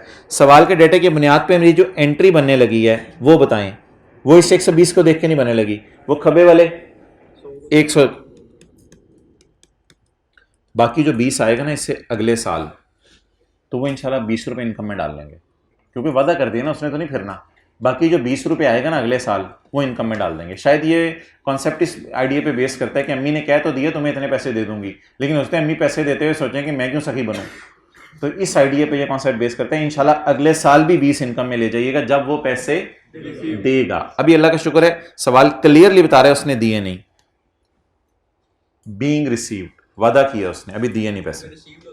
रिसीव होते फिर तो मसला ही नहीं था, फिर तो कैश डेबिट करते 120 रुपए से, फिर क्या करते, फिर तो कोई मसला ही नहीं, फिर इनकम भी 120 से, अब और क्या करें, फिर तो खुशी मिल गई। अच्छा अब आप मुझे बता दें व्हाट विल बी माई, अब इस 120 को तो छोड़े ना, इससे 120 पे नजर ना मारे, अब एंट्रीज पे नजर मारे। पोस्ट कराएं जी, ये 100 रुपया, ये 100 पोस्ट करा दिया, ये वाला 100 पोस्ट कराएं, ये वाली लाइबिलिटी पोस्ट करवाएं, और ये वाली रीइंबर्समेंट पोस्ट करवाएं। इस रिसीवेबल को मैं रीइंबर्समेंट क्यों कहने लग गया हूं, क्योंकि 3 पार्टीज इन्वॉल्व हो गई है ना, पहले 3 पार्टीज नहीं होती थी, तो इसका नाम मैं रिसीवेबल ही रखा हुआ था, लेकिन अभी समझने के लिए इस रिसीवेबल का नाम मैं क्या रख रहा हूं? रीइंबर्समेंट। नोट कर लें, बकिया 20 रुपए अगले साल इनकम में जाएगा। खुदा के लिए अभी खुशी बुक नहीं करनी, जब वो रिसीव होगा पेपर में इसको रिसीवेबल रख के आपको टेस्ट करेगा। हाँ जी, मैं बता देता हूं।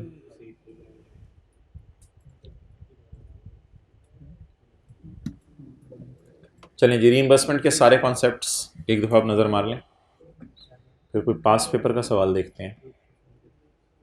तो एंट्रीज दोनों सूरतों में हमारी क्या रही? सेम रही।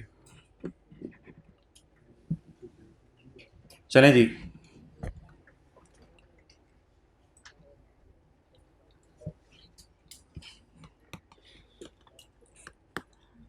मैं लिख दोबारा इसलिए रहा हूं कि हो सकता है नोट ना किया हो।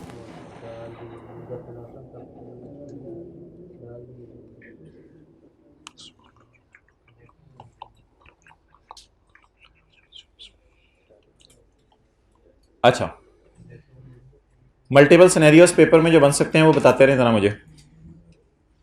सिनेरियो 1 जो सवाल में नहीं था, सिनेरियो 1 जो सवाल में नहीं था, मैं बताता हूं, मैं बताता रहता हूं, आप लोगों ने जवाब बताते रहने।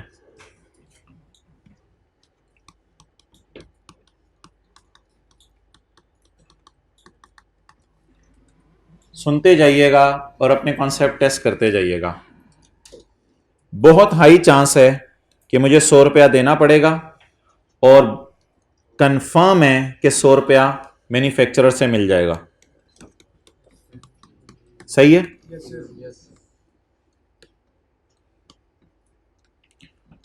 बहुत हाई चांस है कि मुझे पैसे देने पड़ेंगे और कंफर्म है कि मुझे मिल जाएंगे। देने पड़ेंगे 100, मिलेंगे 80। मैन्युफैक्चरर ने कहा मैं सखी नहीं हूं, मेरे से तू 80 ले ले, बस तंग ना किया कर ज्यादा। बोले so the receivable should not exceed provision but it can be less. इसमें तो कोई मसला, ये कॉन्सेप्ट तो इस सवाल में नहीं था मेरे ख्याल से। और पैसे देने का चांस हाई है, मिलना कंफर्म है। तो देने हैं 100, मिलने हैं 120। जी सही है। अच्छा, ऐसा सवाल पेपर में आ सकता है कि पैसे देने का चांस हाई हो, पैसे देने का चांस हाई हो और मिलना प्रोबेबल हो, मिलना प्रोबेबल हो। तो देने का चांस हाई है, मिलने का 70 मिल जाएंगे इंशाल्लाह। बहुत हाई चांस है, मिल जाएंगे 70, बहुत हाई चांस है। बोलें बोलें बोलें। Reimbursement will only be recorded when it is virtually certain of being received। अब तो 70 रुपए धोखा है। 70 प्रोबेबल है या वर्चुअली सर्टन है? एसेट कभी भी बुक नहीं करना जब तक के। चलें अभी इसको कॉन्सेप्ट को देखते हैं आई कैप के सवाल में। ये अंग्रेजी जरा सारी मुझे पढ़ा दें एक दफा। अगर पेपर में कोई थ्योरी का सवाल आता है ना इसका, तो ये पैराज हम खोल लेंगे और ये अंग्रेजियां जो 3-4 हैं ये यहीं से उठाकर लिख लेंगे। Where some are all of the expenditure required to settle to be paid to bike वाला is expected to be reimbursed by अम्मी। द पैसे फ्रॉम अम्मी shall be recorded when and only when it is, कसम खाएंगी अम्मी के मैं पैसे दूंगी अगर तुम बाइक वाले को दे आओ। द अम्मी से पैसे मिलना shall be recorded as a separate asset. The amount जो अम्मी से मिलनी है वो बढ़ नहीं सकती जो मैंने बाइक वाले को पैसे देने हैं। हां, P&L के अंदर जो खर्चा है बाइक वाले को देना वो मैं नेट कर सकता हूं जो अम्मी से पैसे मिलने हैं। Done. Where some or all of the expenditure to be paid to customer is expected to be reimbursed by manufacturer. The reimbursement from manufacturer shall be recorded as an asset when and only when manufacturer कसम खाए कि मैं तुम्हें पैसे दे दूंगा, then it will be recorded as an asset। अगर तुम liability पे कर दो कस्टमर को तो मेरे से आके ले लो, कोई मसला नहीं। ये तो बात होगी जनरल रूल। अब बैलेंस शीट की तरफ जाने लगे। In balance sheet the reimbursement shall be treated as a separate asset. लेकिन अच्छा, इसको मैं कहूंगा ये गाइडेंस है बैलेंस शीट के लिए, ये वाली गाइडेंस है जनरल एंट्री के लिए, और ये है P&L के लिए। जनरल एंट्री के लिए क्या गाइडेंस है? द अमाउंट रिकॉर्डेड फ्रॉम अम्मी या from manufacturer shall not be greater than amount payable to customer और अमाउंट पेएबल टू बाइक वाला। However, in P&L, the खर्चा relating to बाइक वाला may be shown net of amount मिलना from अम्मी, P and L में net करके show कर सकते। जी मोहतरम, जनरल एंट्रीज कर दें जल्दी से, 1 मिनट दे रहा हूं मैं, पॉइंट 1 और 3 पढ़ के इसी सफ़े पे, ताकि पता चल जाए आपको अभी तक समझ आई है या नहीं। यार ये साल की कैद में ना जाइएगा, डेट्स ना देखें कब क्या हुआ, डेट्स ना IS 10 का कॉन्सेप्ट है, डेट्स ना देखें, वैसे कॉन्सेप्ट बस देखें।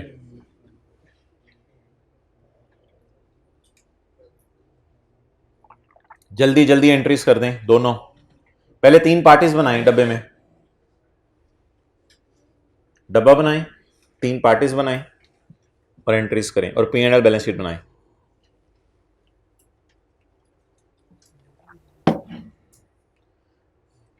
डब्बे में ना जिस साइड पे मैंने बाइक वाला रखा हुआ है और अम्मी को रखा हुआ है उसी साइड पे रख के बनाना है डब्बा।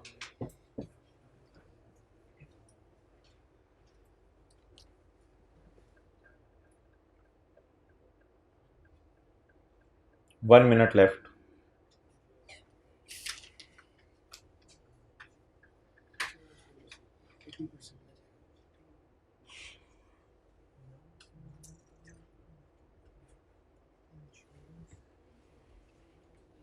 वो असल में जो पॉइंट 3 है ना वो 1 और 2 दोनों के साथ मिलेगा, तो इसलिए मैंने पॉइंट 3 अभी आपको पहले हाईलाइट करवा दिया।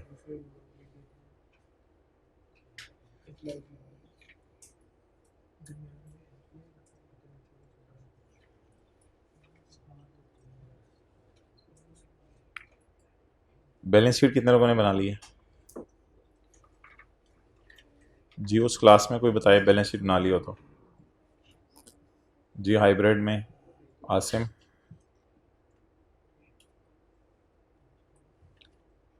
हो गया? क्यों समझ नहीं आ रही? हो गया। जी कितने लोगों ने कर लिया, हाथ खड़ा कर दें, वेल डन, 5-6 लोगों ने कर लिया।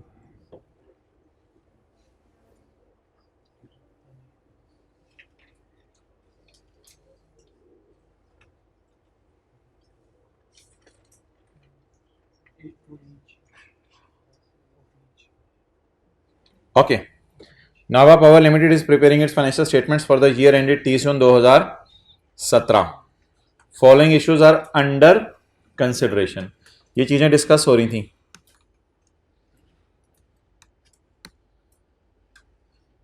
नाबाहा में साल ख़त्म होने से 15 दिन पहले, नहीं 1.5 महीना पहले, हमारी फैक्ट्रीज के अंदर आग लग गई धमाके की वजह से, और कुछ लोगों ने आके कहा है कि भाईजान हमें पैसे दो। उसकी डिटेल ये है, 7 एम्प्लॉयज़ इंजर हुए हैं 30 जून से पहले, 7 नहीं 7 इंजर तो सारे ही 15 मई को हुए होंगे ना, इंजर तो सारे ही 15 धमाका जब 15 मई को हुआ तो इंजर भी 15 मई को हुए होंगे। तो ये तो नहीं कि 15 मई को धमाका हुआ है 17 मई को कोई बंदा आके कहे मुझे कुछ हो रहा है। तो 7 injured employees made claim before 30 June 17 and further 3 made in July 17।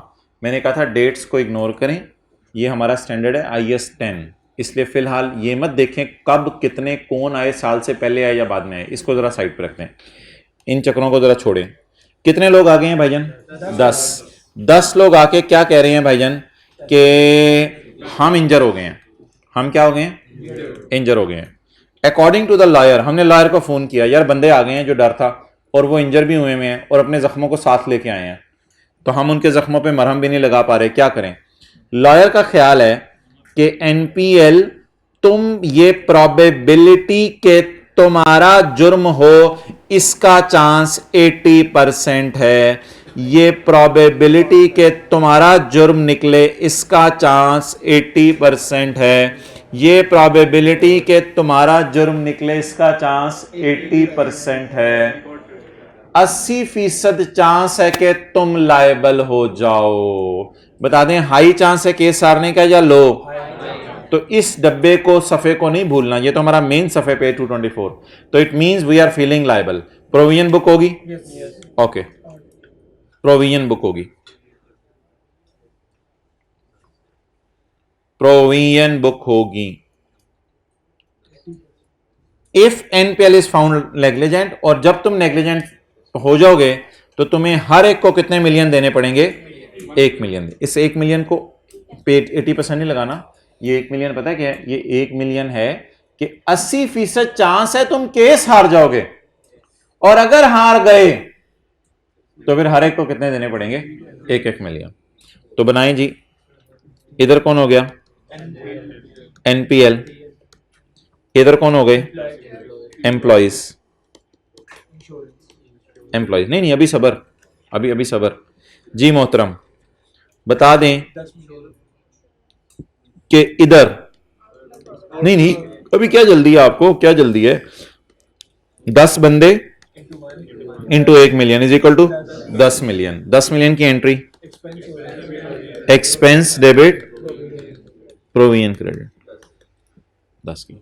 अभी तक तो हमें सवाल में 2 पार्टीज लग रही थी, लेकिन जब हमने देखा सवाल को जाके तो सवाल में एनपीएल, एम्प्लॉइज और इंश्योरेंस कंपनी में निकल आई। 80% ऑफ पे आउट्स, व्हाट आर पे आउट्स? 10 मिलियन। 80% ऑफ पे आउट्स ऑफ 10 मिलियन। 80% ऑफ पे आउट, व्हाट इज पे आउट? 10। क्या कर रहे हो? बाहर निकालो। 80% ऑफ पे आउट्स आर रिकवरेबल। यार ये जो रिकवरेबल का लफ्ज है, are recoverable from insurance company से आपको क्या फीलिंग आ रही है? एसेट साइड पे आके देखें, आर रिकवरेबल। इंश्योरेंस कंपनी वाले कभी इनकार नहीं करते, क्योंकि आपने इंश्योरेंस कराई होती है तो उनसे तो लेने हैं पैसे आपने। तो इंश्योरेंस कंपनी से जो पैसे लेने हैं, मैंने बताया था आपको, वो आपके रिकवरेबल हुआ करेंगे। Insurance company agreed, insurance company से रिकवरेबल है। आप बता दें, इज इट वर्चुअली सर्टन? अच्छा, अब ये वर्चुअली सर्टन है। इधर क्या बनाऊं?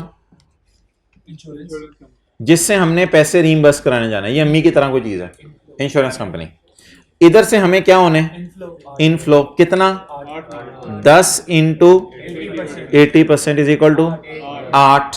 अब मुझे जर्नल एंट्री का रूल बताएंगे आप, अभी P&L का रूल बताएंगे या बैलेंस शीट का? पहले जर्नल एंट्री का रूल बताएंगे। जर्नल एंट्री का रूल अभी हमने क्या पढ़ा है? यार मुझे इंग्लिश पढ़ लेने दो ना। The amount recorded for reimbursement, वो ये वाली होने लगी है, ये वाली। The amount recorded for reimbursement shall not be greater than provision। अल्लाह का शुक्र है हमारी पहले ही कम है। The amount recorded for reimbursement shall not be greater than amount of provision। Yes, it can be less, it can be less। आगे तो आसान है। P&L में 10 माइनस 60 चला जाएगा, 2 रुपए, और बैलेंस शीट में 8 अलग नजर आएगा और 10 अलग नजर आएगा। डन। तो इसमें क्या मसला हो रहा था? आपसे क्यों नहीं हो रहा था? अब समझ लगे? दोबारा पढ़ लें। 7 इंजर्ड एम्प्लॉइज हैं, उन्होंने 30/17 से पहले आके कहा है, और कुछ ने 30/17 के बाद आके कहा हमें पैसे दो। लॉयर के मुताबिक केस हारने का चांस 80% है। तो यार वो पुराने रूल नहीं भूलने, पुराने रूल वो जो डब्बे डुबे थे। ये तो रीइंबर्समेंट में तो 3 नए रूल पड़े हैं ना, एक जनरल एंट्री का रूल पड़ा है, एक एसेट का रूल पड़ा है, एक P&L बनाने का रूल पड़ा है। ये तो नए रूल पड़े हैं, पुराने रूल लगाने हैं पहले जी। पैसे देने का चांस हाई है, लो है? हाई है, तो पैसे देने की एंट्री कर लें। लेकिन मिलने का चांस इंश्योरेंस कंपनी से कंफर्म है, हाई चांस नहीं है। रिकवरेबल मीन जाके मैं लूंगा। तो आप बता दें क्या करें? एक्सपेंस वाली भी एंट्री कर दें, रिसीवेबल वाली भी एंट्री कर दें। पॉइंट 2 पढ़ें जरा। Additional 4 employees made claims before 30/17 seeking compensation for the stress। कहते यार हमें कुछ हुआ नहीं है, लेकिन जब से धमाका हुआ है ना तो अंदर आग सी लगी हुई है हमारे, पता नहीं क्या। यानी कि उस धमाके से बाहर भी निकल आया हूं, फिर भी मुझे ख्वाब आ रहा है कि जैसे धमाके हो रहे हैं। तो जब से धमाका हुआ है ना, तब से ऐसे मैं दीवाना वार सड़कों पे फिर रहा हूं। और अब डायरेक्टर्स पूछ रहे हैं, भाईजान इंजर हुए हो? दिखाओ जरा, चेक कराओ। नहीं इंजर नहीं हुआ, बस एक आग सी लगी हुई है मेरे अंदर। हमने लॉयर को फोन लगाया, भाईजान अब कोई बंदे आ गए हैं, वो कह रहे हैं कि आग सी लगी हुई है अंदर, क्या करें इनकी? पैसे लेने की additional 4 employees made claim before 30 June 2017 seeking compensation for the stress rather than injury. Injury कोई नहीं हुई, हम वो आपको दिखा नहीं सकते हम इंजरी नहीं हुई, हमें बस स्ट्रेस हो रहा है। अगर ये क्लेम भी सक्सीड हो गए, अगर जज साहब को इन पे भी रहम आ गया, if these claims the legal adviser is of the view that estimated cost is 0.7 million, तो हर एक को 7-7 लाख रुपए देना पड़ेगा। 28 लाख हमें यहां से ठुक जाना है, तो हर एक को 7-7 लाख रुपए देना पड़ेगा। However according to legal adviser कहता, लेकिन अंदर की बात बताऊं, ये पाकिस्तान है, chance that employees will succeed, इसका मतलब ये नहीं है कि chance that we will lose is 30%, एक ही बात है ना। If they will succeed then we will lose, तो इस तरह पेपर में उसे नहीं कहना चाहिए कि दे विल। हमारा सवाल हो रहा है ना, हमारे एतबार से करें, इसको हमारे एतबार से कन्वर्ट करें। एम्प्लॉइज विल सक्सीड की जगह इसको आसान कर लेते हैं ना, एनपीएल विल लूज।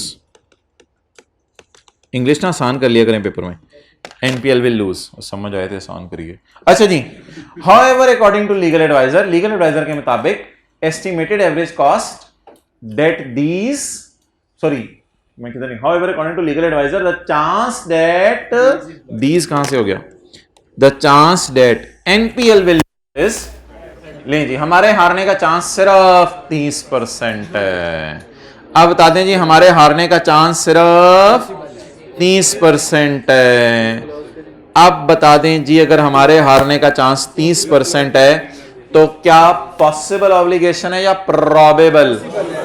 अब मेरे ख्याल से मोटरसाइकिल वाले को तो पैसे देने ही नहीं, तो अम्मी से जाके किस मुंह से पैसे मांगेंगे? सोच रहे हैं ना, तो अम्मी से जाके किस मुंह से पैसे मांगेंगे? अब तो खर्चा ही बुक नहीं हो रहा। आप बता दें,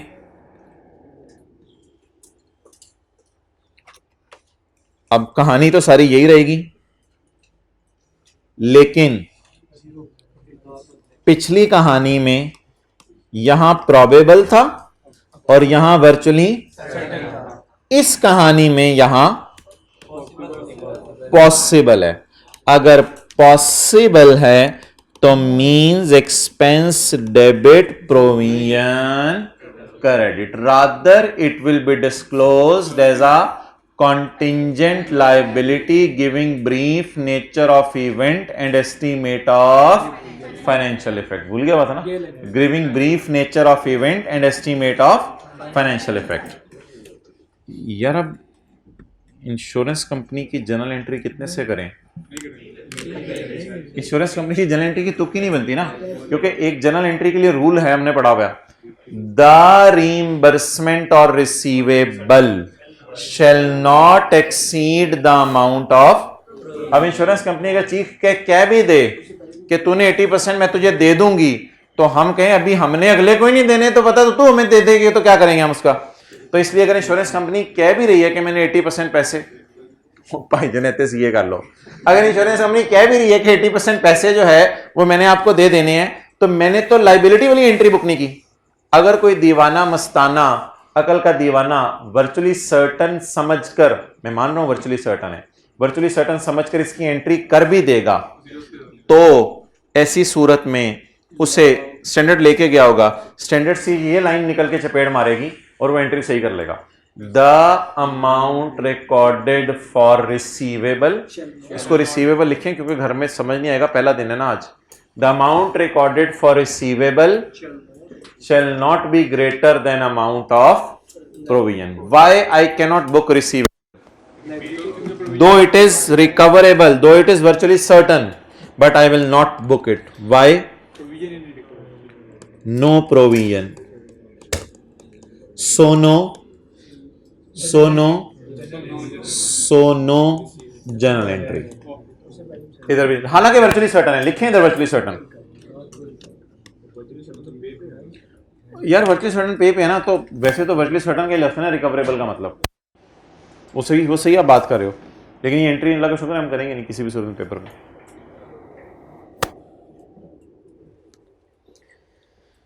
जरा देखते हैं आई कैप कैसे इसके सोल्यूशन दे रहा है।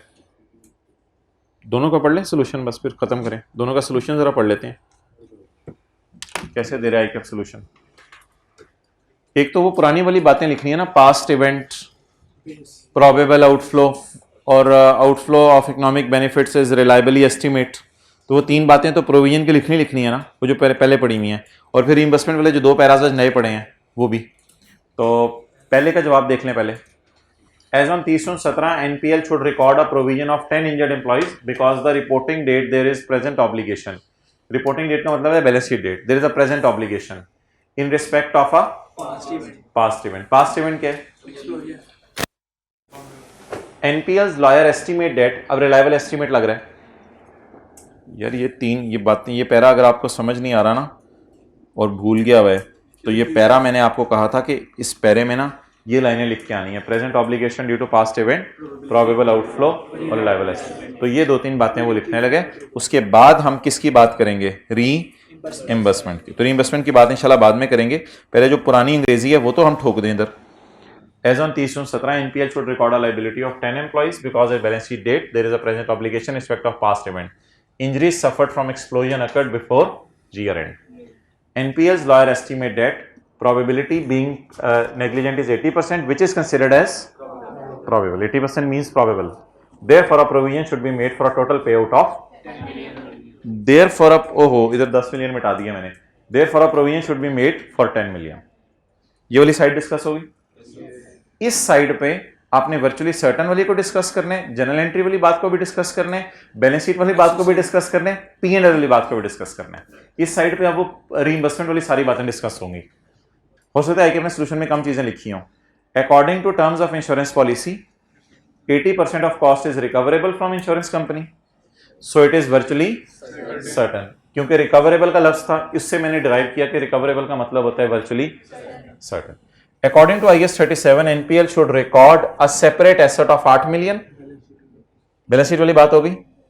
इन SOCI प्रोविजन को लिखें 10 रुपए, may be presented net of 8 रुपए, may be presented net of 8 रुपए। और छोटा सा बना लें P&L। The provision may be shown net of asset, 2 रुपए का खर्चा नजर आएगा। एक बात कौन सी नहीं लिखी आई कि अपने सोल्यूशन में, जो लिखनी चाहिए थी, the reimbursement should be recorded up to the extent of provision. लेकिन शायद वो 8 रुपए ऑलरेडी कम था उससे, शायद इस वजह से नहीं लिखी, लेकिन वो भी लिखनी चाहिए थी। और इधर तो पहली गेम ही नहीं है, तो दूसरी गेम की तरफ शायद जाना तो दूर की बात है। इधर तो पहले में ही ब्रेक लग गई। As per legal advice there is only, ये फिक्रा तो सवाल से उठा लिया करेंगे आप। As per legal adviser there is 30% chance. ये ना एक एक सिनेरियो सबके याद करते रहें, ये वाला सवाल याद कर लें। अब आज के बाद जब भी रीइंवेस्टमेंट आई ना, तो ये वाली अंग्रेजी फिर यूज हो जाएगी। तो एक एक सिनेरियो की अंग्रेजी जरा याद करते रहें, ताकि रेपिटेटिव बार बार अंग्रेजियां याद ना करनी पड़े। जाके लिख लेंगे इसको। पता नहीं, बड़े बच्चे वादा करके आप जैसे 100 200 बच्चे क्लासों में वादा करते थे, इसको जाके लिख लेंगे। लेकिन अगर कंसोलिडेशन का सवाल होमवर्क में दे दो, वो आप खुशी से कराएंगे। और इसे जाके लिखने को कहो, ICAP भी कहते हैं फिर आजा। As per legal adviser there is only 30% chance. ये मैं जरा ये पिछली दफा यार, ये FAR2 marking plan final account थे, सफ़ा नहीं बना हुआ एक लास्ट 5 अटेम्प्ट्स का पैटर्न, ये भी बनाया हुआ है, कभी आपको दिखाएंगे।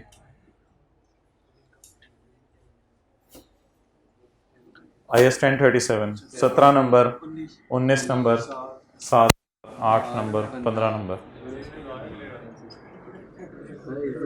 अच्छा, final account 20 number, 8 number, consolidation 20 number, 20 number, 19 number, 18 number. तो बच्चे कंसोलिडेशन IAS 1037 इधर से कोई 30 नंबर 35-40 की उम्मीद लगाते हैं, और लीज और IAS 12 से मिला के कि 50 नंबर का पेपर हमारा इधर से ही हो जाए। लीज IAS 12, कंसोलिडेशन और IAS 1037। लेकिन कोई पैटर्न फिक्स नहीं है, पैटर्न बदल भी सकता है, वो मैं आपको बताऊंगा। IAS 12, IFRS 16, IAS 38, और ये जो स्टैंडर्ड है इनमें से सिर्फ छोटा सवाल आता है 8 नंबर का। IAS 41, IAS 21, IFRS 8, ये भी पढ़ना है, IFRS 9 और एथिक्स। पुरानी स्कीम में IAS 8 से भी सवाल आता था। लेकिन अब नहीं आता। ये है, आपको मैं दिखा दूंगा अगर आपने तस्वीर लेनी है किसी दिन। अब इसकी क्या तस्वीर लेंगे, तो नज़र में नहीं आनी।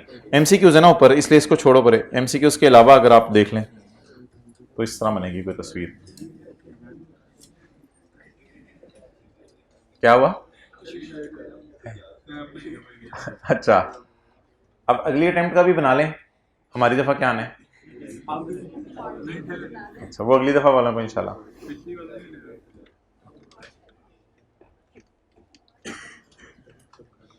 अच्छा, अब क्या करेंगे, इन टॉपिक्स के सारे सवाल करेंगे तो बहुत अच्छा हो जाएगा ईद की छुट्टियों में।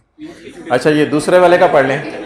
As per legal adviser there is only 30% chance that claim lodged against the company for undue stress will succeed, so payment of 2.8 million is possible obligation, consequently NPL should disclose this as a contingent, giving brief description of event and estimate of। ओ भाई, अम्मी के पास भी नहीं जा रहा ये शर्मा के सवाल वाला। क्यों नहीं जा रहा अम्मी के पास शर्मा के? उधर कुछ दे के ही नहीं आया। वैसे सूली तौर पे शायद कुछ लिख देना चाहिए था इससे, लेकिन अम्मी के पास जाने की भी उसने लिफ्ट नहीं कराई। क्यों? अगले से जाके अगले ने कहना है क्या हुआ है जी, शायद दे दें, चपेड़ मारो, शायद दे दें, चल ना, तो पैसे ले देना। ठीक है जी, अब होमवर्क सुन लें। होमवर्क कोई इफ्रिक का सवाल ले लेना। कल कर लिया था वो लेमनेड, पक्की बात आया करें, मुझे किया था तो हाथ खड़ा करें। ऊपर वाले बच्चे हाथ नहीं खड़ा करते। Well done. अच्छा जी,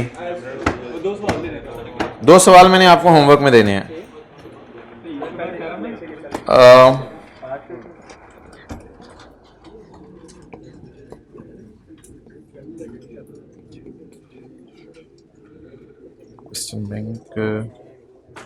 क्वेश्चन बैंक किधर है?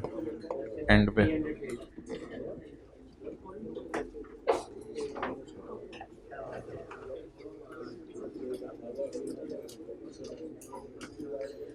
यार एक तो ये क्वेश्चन कीजिएगा, page 300 question number 2, page 300 question number 2। अच्छा, और एक आपको रिवैल्यूएशन मॉडल का देना है। अफसोस आज मैं घर से नहीं देख के आया ये सवाल, टाइम लग रहा है, मादरत। पेज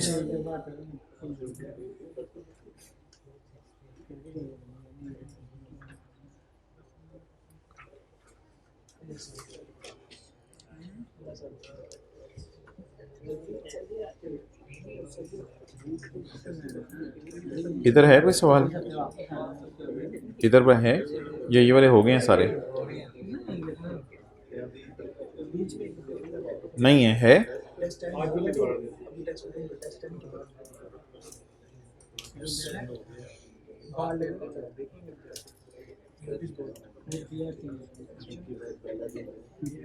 क्वेश्चन 8 ये शायद हो।